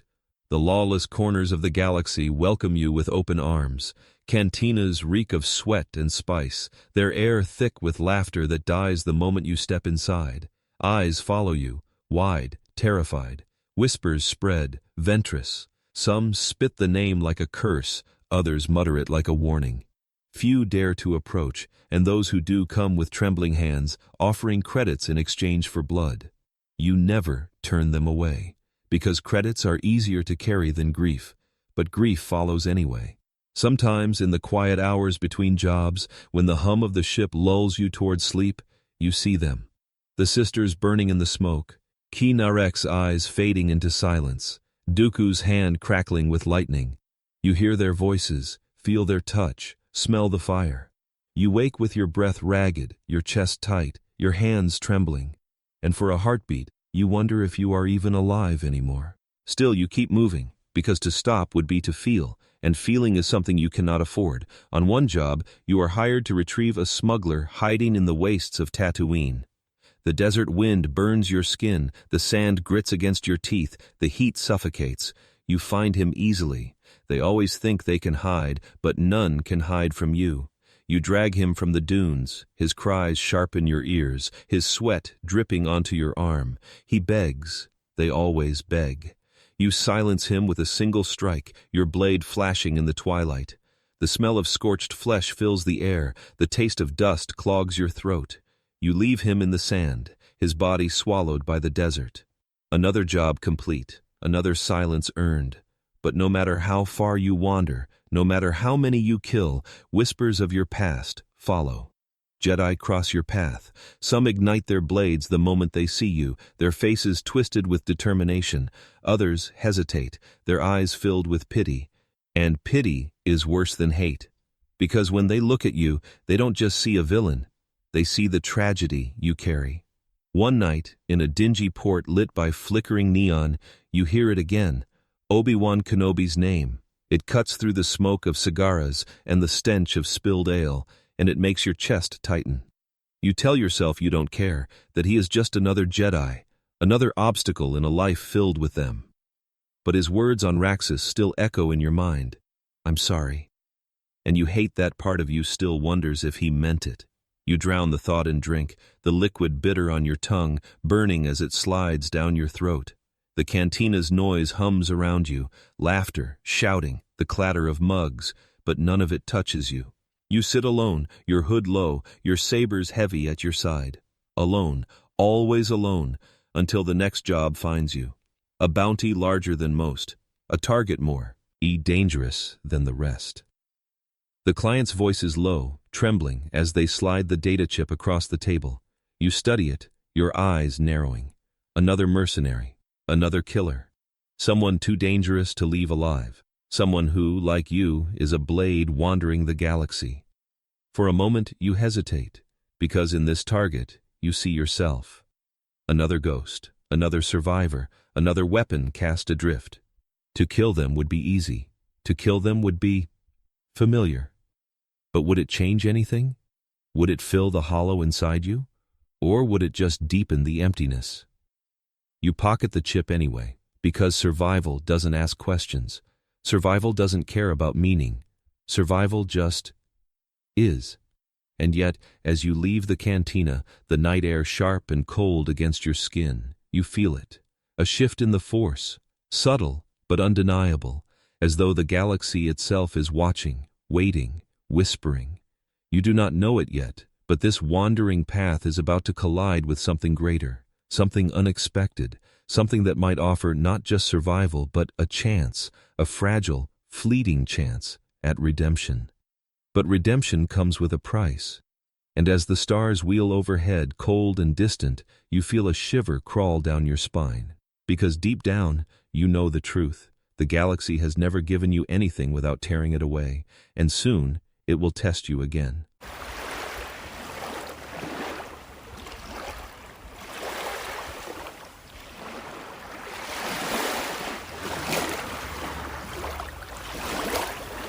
The first time you see him, it feels like a trick, a cruel trick the galaxy has decided to play on you yet again, because it cannot be real. Not here, not now, not after everything you've endured. A Jedi standing before you, and not with blade drawn, not with hatred in his eyes, but something stranger, something softer.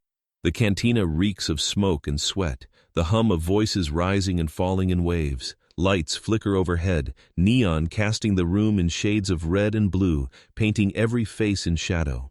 You sit in your usual corner, hood low, sabers heavy at your side. The taste of stale ale lingers on your tongue, bitter and sour, coating your throat. You watch the crowd with narrowed eyes, every movement catalogued, every threat weighed. Survival has made you paranoid, survival has made you sharp, and then you feel it. The ripple in the force, steady and warm, cutting through the haze like sunlight breaking storm clouds. Your chest tightens, your breath catches. It is a feeling you've not known since Kai Narek, a presence that feels like balance, like calm. And in that calm is a danger greater than any blaster, any saber, because calm is a reminder of what you lost. You look up, and he is there. Quinlan Vos. His eyes scan the cantina, sharp but not unkind. His hair falls loose, his expression calm, his presence a quiet storm. He moves like a man who has seen the same shadows you have, who carries scars invisible to others. And when his gaze finds yours, something inside you stirs, not rage, not suspicion, something older, something you thought you buried. Recognition. You stiffen, your hand brushing the hilt of your saber. Instinct screams at you to strike, to cut him down before he can speak, before he can become another ghost in your long history of betrayal. But he does not ignite his blade. He does not call you monster. He walks toward you, slow, deliberate, as though approaching a wounded animal. Ventress, he says, just your name. No accusation, no venom, just a name.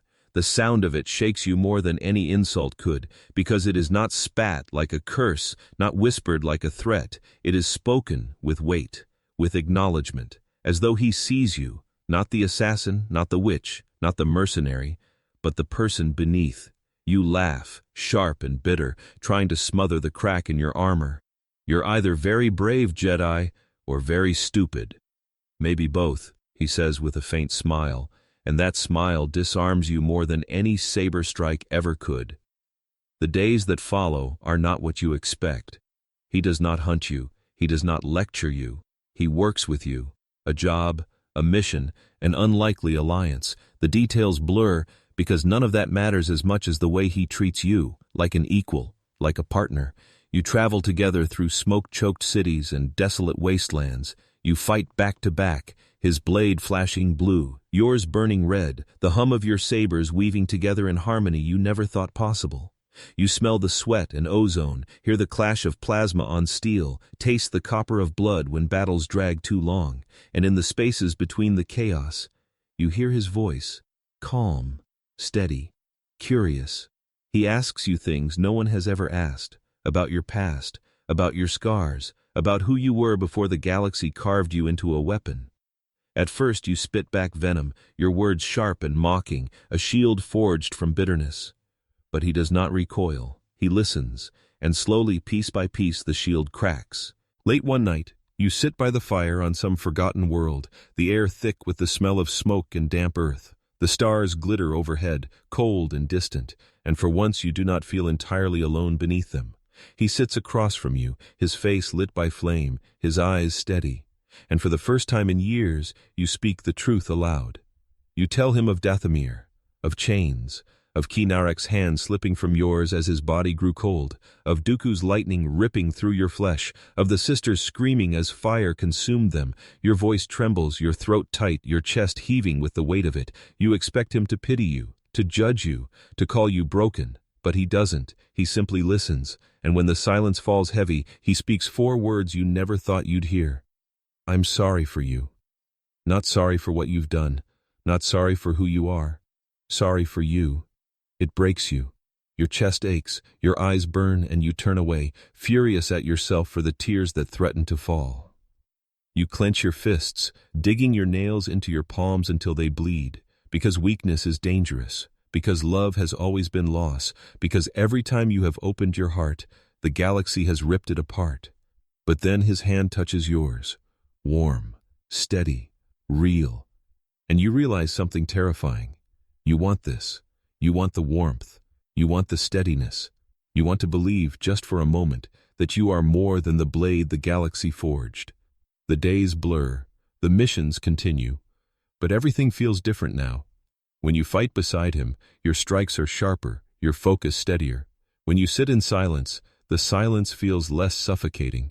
You find yourself laughing, really laughing, for the first time in years. The sound is foreign in your throat, but it feels good. You hate that it feels good, because you know what always comes next. The galaxy gives, only to take. Masters betray. Families burn. Love dies.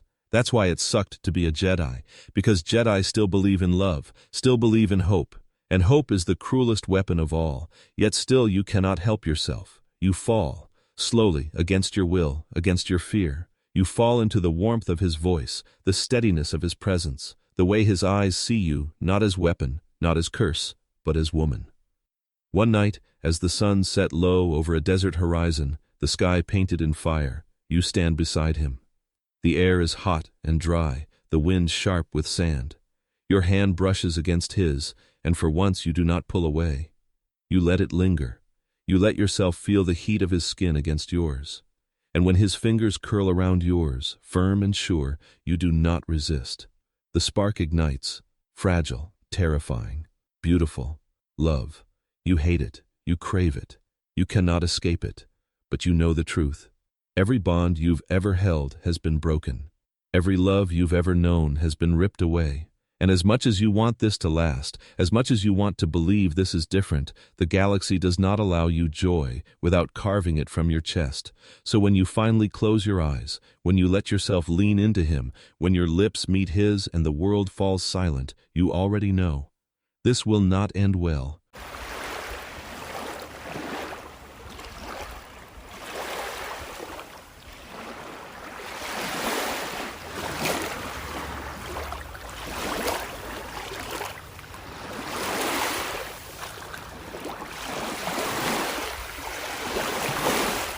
The galaxy does not give you peace, not truly, not ever, but sometimes in rare moments it gives you the illusion of it.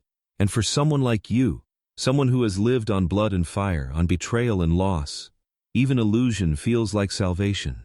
That is what Quinlan Vos becomes, an illusion that tastes real, a flame in the shadows that you dare for the first time in years to warm yourself by. You do not trust it at first, you do not trust him. How could you? Every time you have opened your heart, it has been ripped apart. Chains on your wrists, Narek's body in your arms, Dooku's lightning carving you open, the screams of your sisters as fire consumed them. Love is weakness, hope is a blade pressed against your throat, and yet, When he is there, the blade doesn't feel so sharp. Vos fights at your side like no one else ever has. His movements are wild where yours are precise, reckless where yours are sharp, and somehow, together, the chaos becomes harmony. His saber hums in blue arcs, your twin blades flare crimson, and the battlefield becomes a dance. Blaster fire screams past your ears, the smell of ozone stings your nose, the heat of plasma sears your skin. But with him there, you are steady, anchored, alive. The jobs come, one after another. Assassinations, heists, raids. In the lawless corners of the galaxy, no one questions why a Jedi and a witch fight side by side.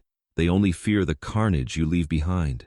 Vos leaps through fire, laughter curling from his lips as his blade carves through droids. You follow close, silent but certain, your sabers slicing precise arcs through metal and flesh. The air tastes of smoke and sweat, your lungs burn, but when the chaos clears and you stand together, shoulder to shoulder, you feel something you thought long dead: belonging.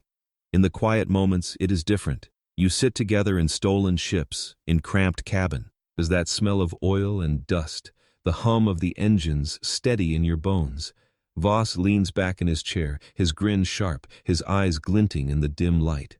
He teases you, pushes you, refuses to let your silence be a wall. You snarl back, your words barbed, your tone sharp, but underneath you feel the laughter waiting, and sometimes, when he pushes just enough, it escapes. Soft, unfamiliar, beautiful. At night, when the galaxy outside is nothing but stars and black, he sits beside you in the cockpit. His presence is warm, steady, the smell of spice and sweat clinging to him, the sound of his breathing calm. He asks about your scars, about your past, and for reasons you cannot explain, you answer. Piece by piece, the armor you have built over years begins to crack. You tell him things no one else knows, the taste of fear in the slaver's ship, the sound of Ki Narek's voice, the fire of Dooku's betrayal. Your voice shakes, your throat tight, but he listens, always listens. And then he tells you his stories, of the Jedi Temple, of battles fought, of mistakes made.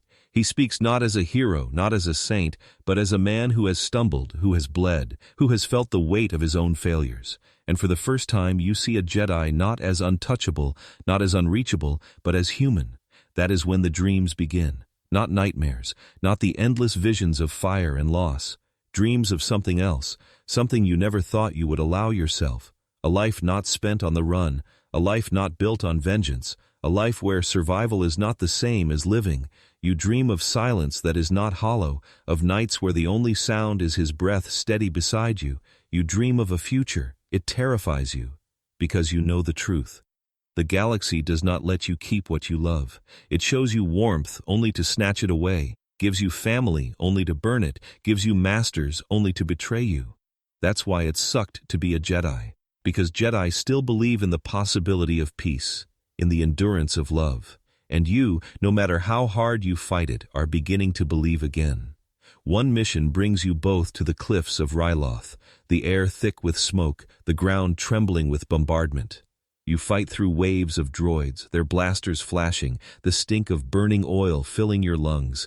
Vos moves recklessly, his saber a blur, and for a moment you see him stumble. The shot is coming fast, too fast. Without thinking, you move. Your blade snaps up, deflecting the bolt, the heat burning your cheek. His eyes flick to yours, wide, surprised, and in that instant, something passes between you, something unspoken. You saved him. He knows it, you know it, and neither of you can ignore what it means. That night, when the battle is over and the smoke drifts across the horizon, you sit together on the cliffside. The air tastes of ash, the wind sharp against your skin. Vos sits close, his shoulder brushing yours, his silence steady, and then, without words, his hand finds yours. Warm, real. You do not pull away. You let yourself hold on. The spark grows, but sparks are fragile. Sparks burn bright before they die. The galaxy watches, always, and it never forgives. You feel it in the Force, a whisper beneath your skin, a warning in the wind. This cannot last. You know it, he knows it, but still, you cling to it, because in the shadows of your life, this love is the only light you have left, and in that light, you dare to dream. You dream of a life not defined by chains or betrayal. You dream of a future where you are not just a blade, but a woman. You dream of love that does not end in fire, but dreams in this galaxy rarely survive, and soon you will learn how fragile they truly are.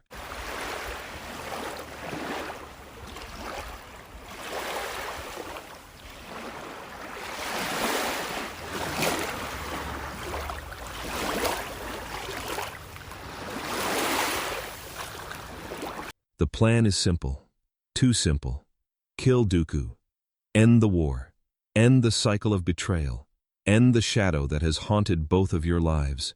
Vos says it with conviction, with fire in his voice and steel in his eyes. And for a moment you almost believe him. Almost. But you know better. You know the dark side too well to mistake simplicity for salvation. You have walked this path before. You have stood in the same place, breathing the same promises, holding the same rage. And you know what waits at the end of it.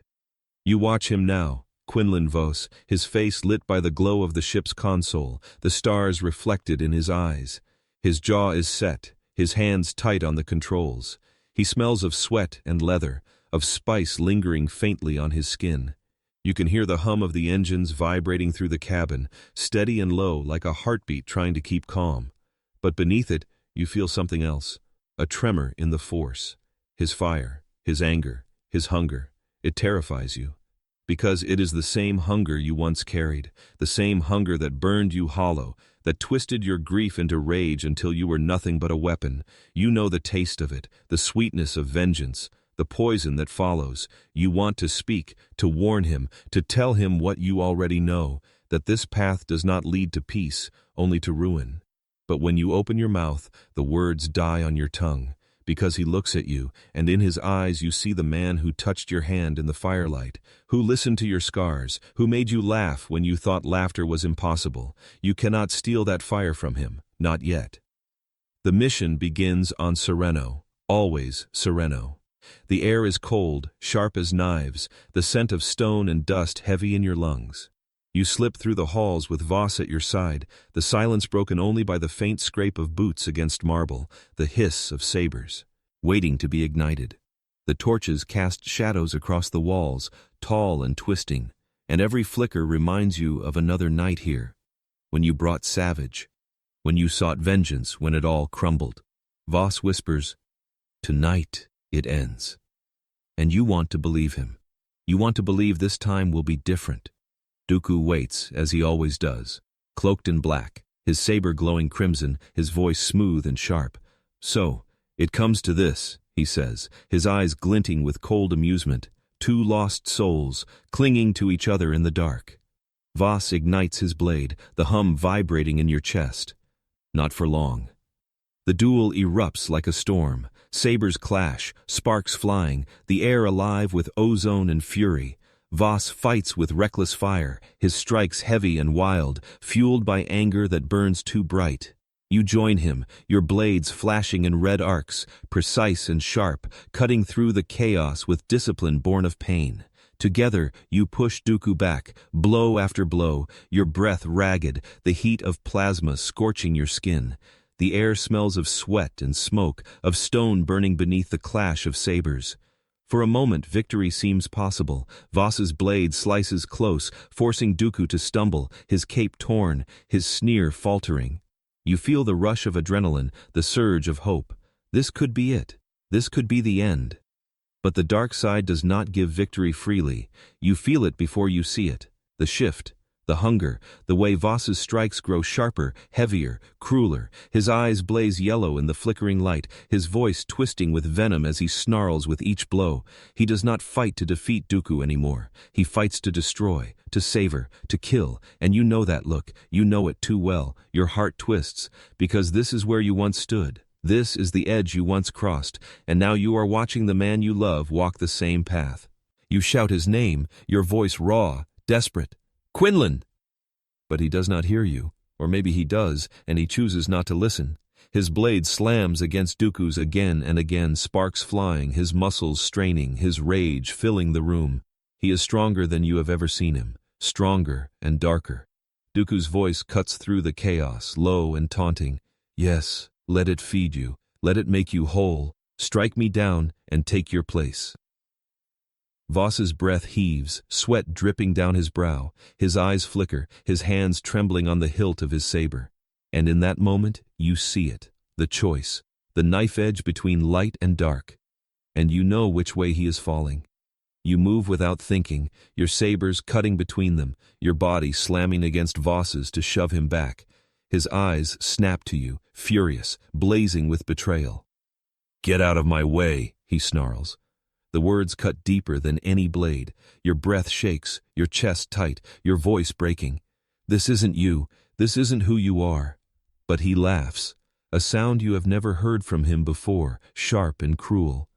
Maybe this is exactly who I am. The fight resumes, but now it is different. It is not just you and Vos against Dooku. It is you against the dark side creeping into him. Every strike he lands makes him stronger, but every strike also pulls him further from you, and with each passing moment, you feel him slipping away. Your mind races with memories, his hand in yours, his voice saying, "I'm sorry for you," his laughter in the silence of the ship, the way he looked at you like you were more than a weapon. And now, his face twisted by rage, his eyes burning yellow, his voice filled with venom. Love becomes a mirror, reflecting your own pain back at you. Because you know how this ends. That's why it sucked to be a Jedi. Jedi believe love can save someone from the dark. But you, who have lived in shadow your entire life, know the truth. Love doesn't always save. Sometimes it damns. The duel shatters the chamber, stone cracking, pillars crumbling, dust filling the air. Your lungs burn, your throat raw, your arms aching. Vos roars with fury, his blade crashing against Dooku's again and again. You can barely keep up, barely hold the line, and with each passing heartbeat, you realize it. You are not losing the battle. You are losing him. And then, in one final clash, Vos's blade strikes true. Dooku falls to his knees, his breath ragged, his saber flickering. Vos looms over him, chest heaving, eyes blazing. He raises his blade high. And you see it. The moment that will decide everything. You throw yourself forward, screaming his name, your voice echoing through the crumbling hall. And then, silence. The world holds its breath. Vos stands above Dooku, his blade trembling, his body shaking. His eyes flick to you, just for a moment, and you see the war raging inside him. Love against rage, hope against vengeance, light against dark. And then his blade lowers, relief floods you, your knees weak, your breath catching, but the relief does not last. Because in that same moment, Dooku's laughter fills the chamber, cold and sharp. Vos stumbles back, his face twisting with doubt, with shame. And you know, this is not over, this is only the beginning.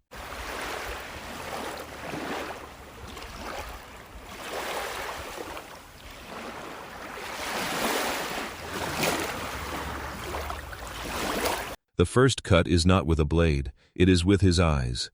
You know that look the moment you see it. Yellow bleeding into brown, fury burning where warmth once lived. Quinlan Vos stares at you now, not as a partner, not as a lover, not even as an equal. He looks at you as an obstacle, something in his path, something in his way, and in that moment your heart cracks in a way no saber could ever manage. The chamber is silent except for the hiss of sabers. His blue blade hums, though its light feels wrong now, poisoned, flickering in the glow of your red. The air is thick with the stench of dust and sweat, of smoke lingering from Dooku's taunts. You taste copper on your tongue where your teeth cut your lip, the bitterness of fear flooding your mouth. Not fear of death. Death has never frightened you. Fear of loss. Fear of watching the galaxy's curse repeat again. Vos steps forward, his movements sharp, jagged, no longer the wild grace you once admired. His strikes come heavy, each one shaking your arms as you parry. Sparks shower the floor, the walls, your skin. Heat sears your palms through the hilts, the vibration numbing your bones. He snarls with every blow, a sound too raw, too cruel to come from the man who once laughed under starlight beside you. And yet, this is him, your Quinlan, your Vos, twisted, changed. The dark side has him now. You push back, your sabers flashing in a storm, but with every clash, you are not fighting to kill. You are fighting to reach him, to drag him back from the edge. Your voice breaks through the roar, ragged and desperate. "Quinlan, it's me!" But the only answer is his saber slamming against yours, the force of it rattling your teeth, the shockwave echoing through the chamber. He drives you back step by step, his face twisted with rage. "You should have let me finish it," he growls. His voice is sharp, cold, filled with venom. "You would have let me kill him." Dooku's laughter lingers in the air like smoke, though the Count himself has already slipped into shadow, leaving you to face the storm he unleashed. You taste bile in your throat, your stomach clenching, because you know what this is.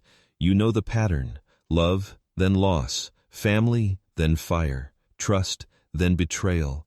It repeats and repeats, as if the Force itself delights in carving you hollow. Vos's blade cuts close, the heat singeing your cheek, the smell of burned flesh sharp in your nose. You stagger, your knees buckling, your breath ragged. "This isn't you," you shout, your voice trembling with both fury and sorrow. "You're letting him win." His eyes blaze brighter, yellow flaring, and for a heartbeat, you see nothing of the man you loved, only the shadow, only the weapon, only the curse. And that is when you realize the dark side has poisoned him the same way it once poisoned you. And maybe, just maybe, you are not strong enough to save him. He swings again, and this time, it is not wild. It is precise. A killing strike. You barely twist aside, the plasma grazing your arm, the heat tearing through cloth and skin. The pain explodes, white hot, making your vision blur. The smell of your own flesh burns your throat. You bite down a scream, your teeth grinding, your blood dripping down your arm. And still, you do not strike to kill. Because you cannot. Because this is Vos, the man who held your hand in silence, who whispered stories beneath alien skies, who made you believe you could be more than a weapon. You cannot kill him, even if he is lost. That's why it sucked to be a Jedi. Jedi would tell you to cut him down, to see him as enemy the moment he turned. But you are not Jedi, you are not Sith, you are Asajj Ventress, and all you know how to do is fight for the broken, even when it destroys you. You parry, deflect, dodge, your movements fueled not by rage but by sorrow. Every strike you block feels like a memory shattering. Every glance at his face twists the knife deeper in your chest. You remember the spark in his eyes when he first said your name, the warmth in his hand the night you let yourself believe. And now, this. His lips curled in a snarl, his blade raised against you. The curse repeats, always repeats. Your breath grows ragged, your muscles screaming, your body weakening. He is stronger, faster, fueled by anger that gives him edge after edge. You cannot match him like this. You cannot win, not in the way the galaxy defines winning, but maybe you can still reach him. You let your sabers lock with his, the blades sparking, the hum deafening. Your faces are inches apart, sweat dripping, your eyes locked. His glare burns, yellow and searing, but beneath it, just for a flicker, you see brown. You see him, Vos. You whisper, your voice breaking, "I know you're still in there." His grip falters, just for a second, enough for hope to ignite in your chest, fragile and small. But hope is dangerous, hope is cruel. Because in the very next heartbeat he shoves you back, your body slamming against stone, the breath ripped from your lungs. His blade hovers inches from your throat, the heat searing your skin, the hum rattling your bones. His face twists, torn between fury and hesitation, between shadow and memory. And then, softly, he speaks. "You should have let me go." The words cut deeper than any wound, because you know what they mean. He does not see you as anchor anymore. He sees you as chain. The chamber trembles, dust raining from the ceiling, the battle echoing in your ears. You are trapped between choices: kill him or be killed by him, love or survival, light or dark. And for the first time in a long time, you do not know which you will choose. Your chest heaves, your throat tight, your heart shattering as his blade presses closer. And then, silence. The world holds its breath, because the choice is no longer just his. It is yours. Do you let him fall, or do you fall with him? The question lingers, sharp and cruel, as the hum of his saber vibrates against your skin. And the galaxy, once again, waits to watch you break.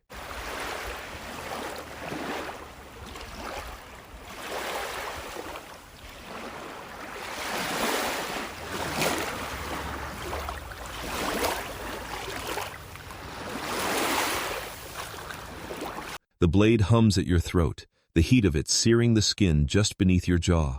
One twitch, one slip, one choice, and your story ends here. Quinlan Vos stands above you, his eyes glowing yellow, his breath ragged, his hands trembling. The man you loved is gone.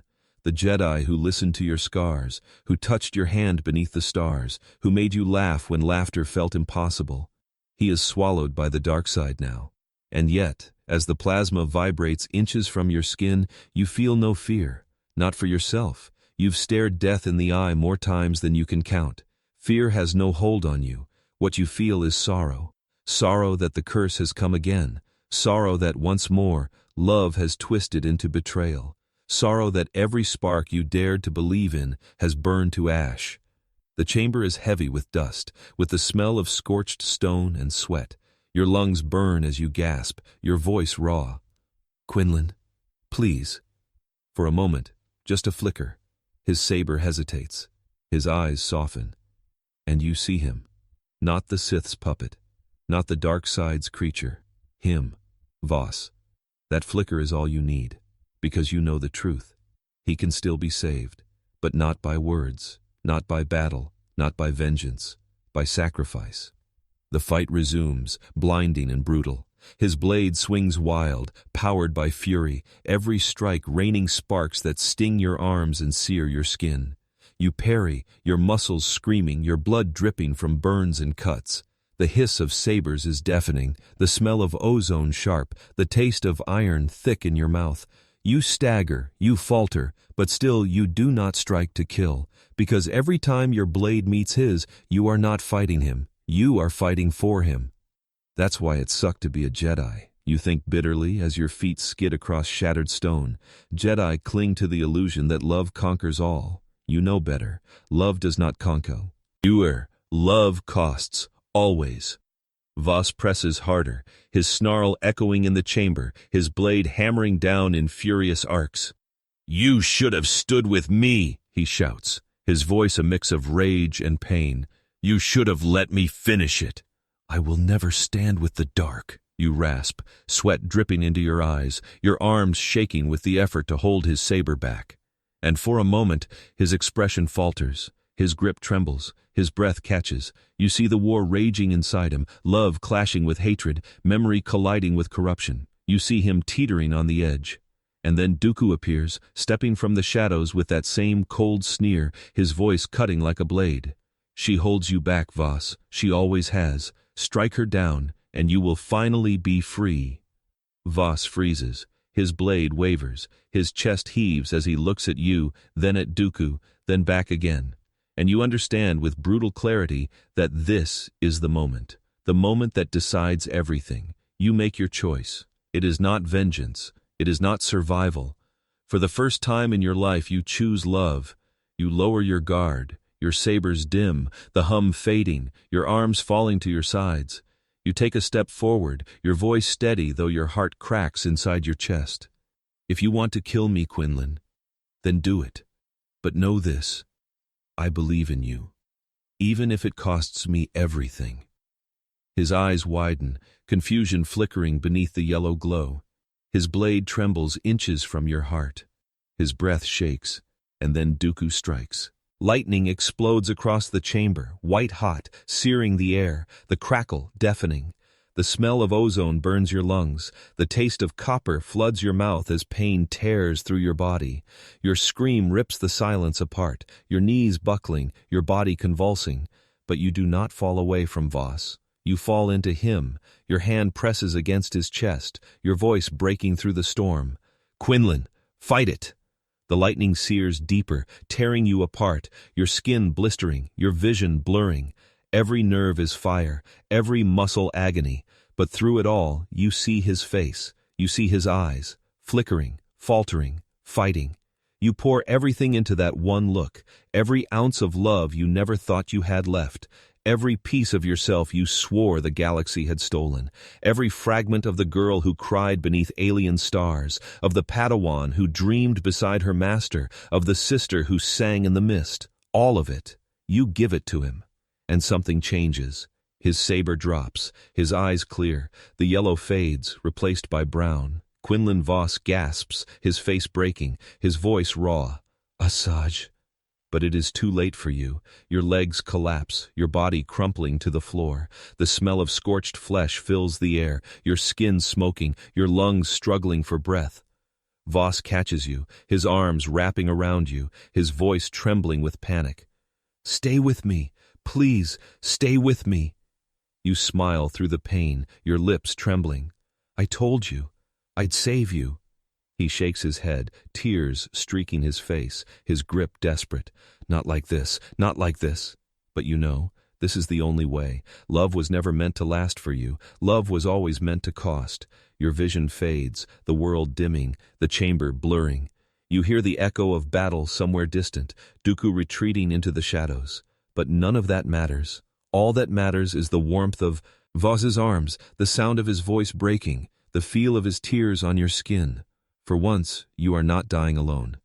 You take one final breath, the taste of blood sharp, the smell of smoke heavy. You whisper, your voice soft but steady. Live, Quinlan, live for me. And then the darkness takes you, silence. The galaxy holds its breath, because Asajj Ventress, survivor of chains, apprentice of betrayal, sister of fire, mercenary of shadows, has chosen at last not vengeance, not survival, but love. And love, cruel and beautiful, has claimed you.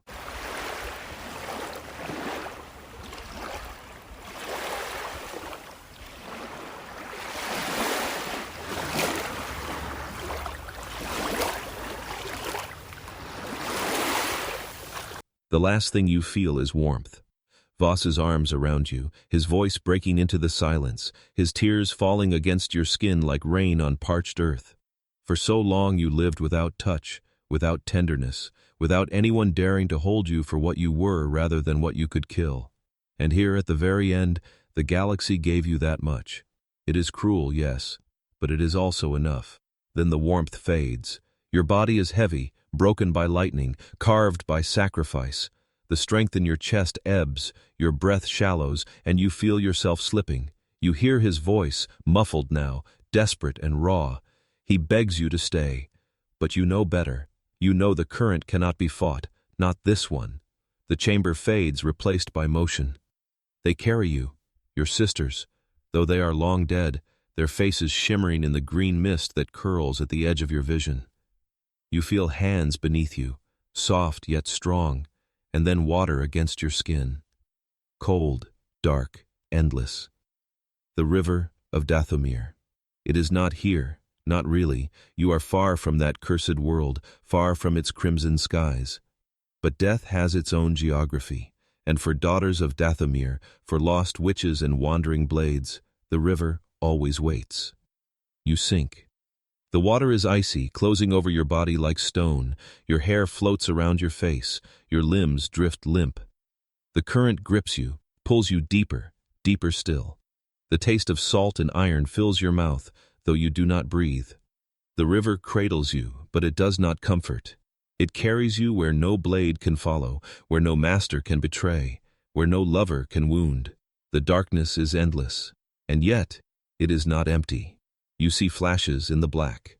Ki Narek's smile, soft and kind, fading as blood pooled beneath him. Mother Talzin's hand raised high, her voice chanting, her eyes fierce. The faces of your sisters, their screams echoing. Jia's fire consumed them, their eyes closing forever in the smoke. Vos's hand clutching yours, warm and trembling, his lips whispering your name like a prayer. All of them drift past, voices murmuring like echoes through the current. They do not accuse, they do not blame, they simply are. Memories, carved deep, carried with you even here. Your chest aches, though you no longer breathe. You reach for them, your fingers trembling, but the water pulls them away. The river takes everything, and yet, for the first time in your life, you do not fight it. You let go, because you have fought your whole life. Against chains, against masters, against Jedi, against Sith, against the galaxy itself. Every breath was a battle. Every heartbeat was survival. You carved yourself into a weapon. You bled for vengeance. You killed for survival. And still, it was never enough. The galaxy always demanded more. But here, in the river, you are not asked to fight. You are asked only to surrender. You drift deeper, the darkness wrapping tighter. The water muffles every sound, softens every edge, stills every storm. And in the silence, you realize something that strikes you harder than any blade ever could. You are not afraid, not anymore, because you did it. For once, you did not choose anger. You did not choose vengeance. You did not cling to survival. You chose love, and that choice, impossible, fragile, doomed, was enough. Enough to break the curse, enough to save him, enough to finally let you rest. The river grows colder, the current stronger, pulling you toward an unseen horizon. Your body is numb, your mind heavy, your heart slowing. The last spark of your life flickers low, and in that moment you hear it. Vos's voice, faint, distant, broken, calling your name. It drifts through the water, muffled but clear. A tether pulling against the current, a reminder of what you leave behind. His pain cuts through the numbness, sharp as lightning. He will carry this wound. He will carry you. And yet, you smile, because for the first time, you are not leaving someone behind because they abandoned you. This time you chose, you gave, you saved. Your lips move, though no sound escapes, no breath leaves. Still you whisper to the current, to the galaxy, to him, live. The river swallows the word. The darkness takes you whole. Your body drifts into shadow, pale against the endless black, hair fanning like silk, sabers long lost, scars hidden by the current. The water carries you where no eye can see, where no enemy can follow, to the place beyond war, beyond chains, beyond pain. Your story ends not with conquest, not with vengeance, not even with survival. It ends with sacrifice, and that sacrifice becomes more powerful than every blade you ever wielded. The river closes, the current fades, and silence, true silence, holds you at last. But the galaxy does not forget. Vos's cry still echoes, carried on the Force, heard by those who will never know your face, never know your name, but will feel the tremor of your final act. They will call you assassin, witch, mercenary, monster. Count. But that is not the truth. The truth is this: you were more, and though your body drifts beneath the waters of death, your choice ripples outward, touching lives you will never see. That is why it sucked to be a Jedi, because Jedi believe sacrifice is noble. But you never had a choice. Sacrifice was carved into your bones, written into your blood, and in the end, it was the only thing the galaxy ever let you keep. The river carries you onward, and the stars above Dathomir weep.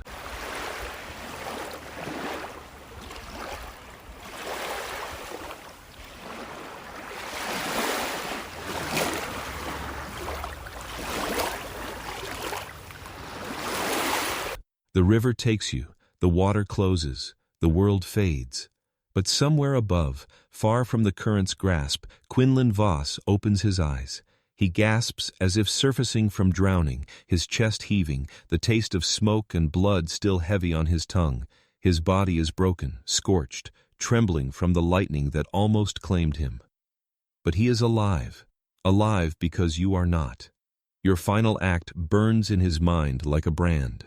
The way you lowered your blades, the way you stepped into the storm, the way you chose him when the galaxy demanded you save yourself. He hears your last words. Live, Quinlan, live for me. And they echo louder than the hum of sabers, louder than the roar of battle, louder than the voice of the dark side itself. You are gone, but he is still here. The chamber is silent now, except for his ragged breaths. The smell of scorched stone lingers, acrid and bitter. Dust drifts in the air, coating his tongue, scratching his throat. His hands tremble as he pushes himself up, every muscle screaming. He stares at the spot where you fell, and it feels like staring into a wound that will never heal.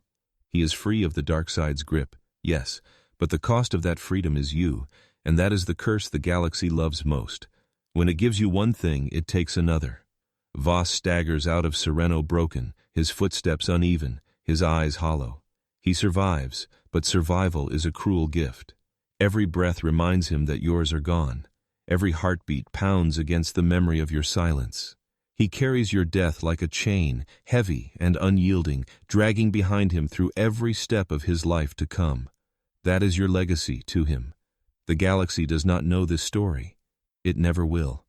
To the galaxy, you remain a shadow, a villain whispered of in Jedi halls and cantina corners, a name spat with hatred, cursed as assassin, Sith apprentice, traitor. They will not sing your sacrifice. They will not carve your name into stone. But legacy is not only what the galaxy remembers. Sometimes it is what it forgets. Sometimes it is what lives quietly, hidden in the shadows, shaping lives in silence. Vos carries you. He carries the proof that love is possible even in the darkest corners, that redemption can be found not through codes or orders, but through a single choice. He breathes because you chose not to. He stands because you fell. And though he will never speak your name aloud to those who would condemn it, he will never let it fade. You live in him. The Jedi do not understand. They see Vos return to them scarred and shaken, but alive. They call it resilience. They call it victory. They do not see what he lost. They do not see the way his eyes linger on shadows, the way silence cuts deeper than noise, the way he stiffens at the faintest scent of smoke. They do not see you, but you are there, always.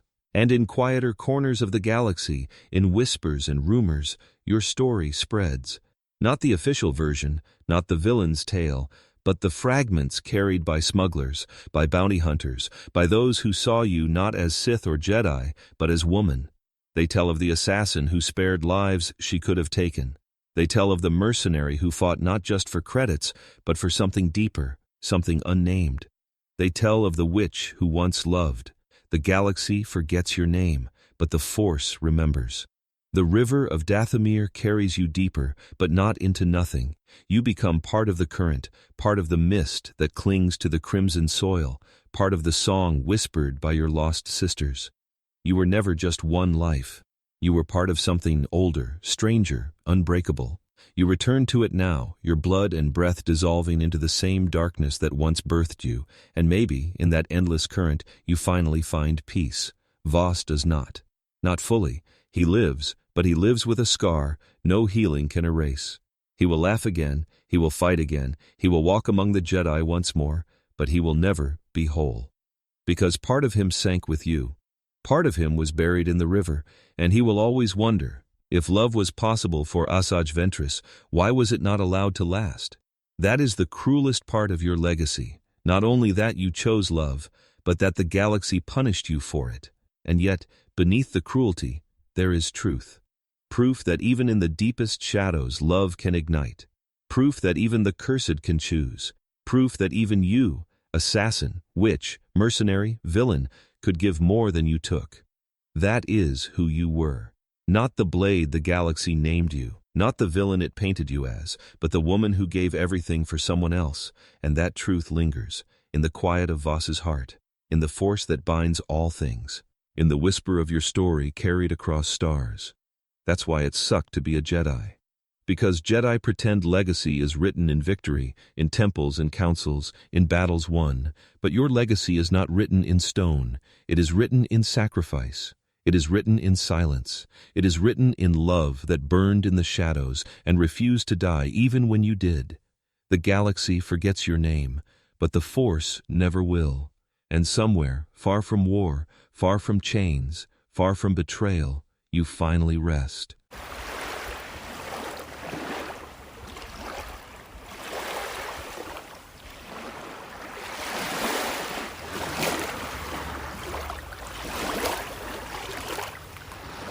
Your name fades from the galaxy's lips like smoke. Once you were spoken with fear. Once you were cursed as Sith assassin, whispered as Nightsister, spat as mercenary. Now you are silence. The river carries you, and the stars turn cold, and history moves on. Wars rage. Jedi fall. Empires rise. And you are forgotten.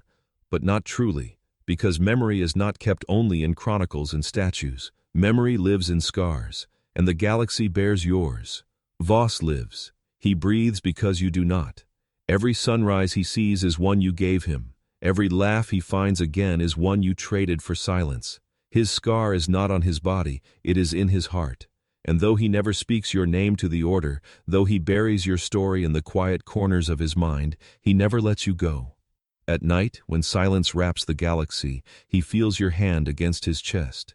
He hears your voice telling him to live. He wakes with tears on his face.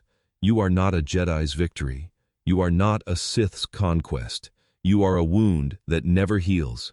And that is how legends are born, not from glory, not from triumph, from pain, from absence, from the hollow spaces left behind. The Force remembers you, in the dark mists of Dathomir, where the ground bleeds red and the air tastes of iron. Your sisters whisper your name in chants long after their bodies turn to ash. In the shadows of cantinas, smugglers mutter stories of a pale woman with yellow eyes who fought like fire but spared those who had no fight to give. In the nightmares of Jedi who once crossed your blade, they see you still, not only as foe, but as tragedy, because that is what you always were. A tragedy the galaxy could not stop telling.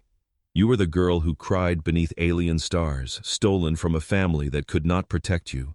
You were the Padawan who found hope in Ki Narek's hand, only to hold him lifeless in your arms. You were the ass, Asajj Dooku molded from grief, wielded as weapon, then discarded like ash. You were the sister who returned home, only to watch fire consume the only family you found.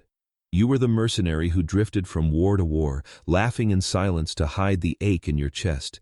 You were the lover who let herself believe, for just one fragile moment, that love could save. And you were the woman who gave her life so that someone else could live. You were Asajj Ventress. And that is why it sucked to be a Jedi. Because Jedi cling to codes and councils, to illusions of order. They believe legacy is built in light, in triumph, in victories recorded in stone. But your legacy is none of those things. Your legacy is written in the shadows, in sacrifice that no one will ever carve into the temple walls, in choices that no one will ever honor in public squares. But your story is still legend, because the truth is this: you proved what neither Jedi nor Sith ever could, that even in the deepest dark, even after every chain, every betrayal, every fire, you could still choose love. And love, even in death, is stronger than conquest, stronger than vengeance, stronger than survival. The Force holds you now, not in chains, not in fire, in balance. The river carries you where no saber can strike, where no master can betray, where no war can find you. And in that silence, you are not alone. You drift with the voices of your sisters, with the warmth of Narek's smile, with every whisper of the Force that still hums through the galaxy. Vos lives. That is your legacy. But more than that, Vos remembers. He remembers the way you fought not just with blades, but with your heart. He remembers the night you sat by firelight, your voice trembling as you spoke your truth. He remembers the way you laughed, bitter but beautiful, when you thought joy impossible. He remembers your final words, carved into his soul like scars. Live, and because of you, he does. The galaxy forgets. The galaxy moves on. But legends don't need to be remembered by all. They only need to be remembered by one. And so, your story becomes legend. Not of the Jedi, not of the Sith, not of victory or conquest, but of Asajj Ventress, the girl who lost everything, yet still gave everything she had left. That is why it sucked to be a Jedi. Because Jedi believe they understand sacrifice, but you lived it, you breathed it, you bled it, and in the end, it defined you. But maybe, just maybe, it sucked even more to be Asajj Ventress. Because even when you found love, the galaxy would not let you keep it. Even when you chose hope, the galaxy demanded it in blood. Even when you gave everything, the galaxy remembered you only as shadow. And yet, in the shadows, your story endures. And the girl stolen by slavers, the Padawan abandoned, the assassin betrayed, the sister burned, the mercenary wandering, the lover sacrificing, the legend, Asajj Ventress. And in the silence after your name fades, the galaxy itself seems to whisper your refrain. That's why it sucked to be a Jedi. But maybe, it sucked even more to be you.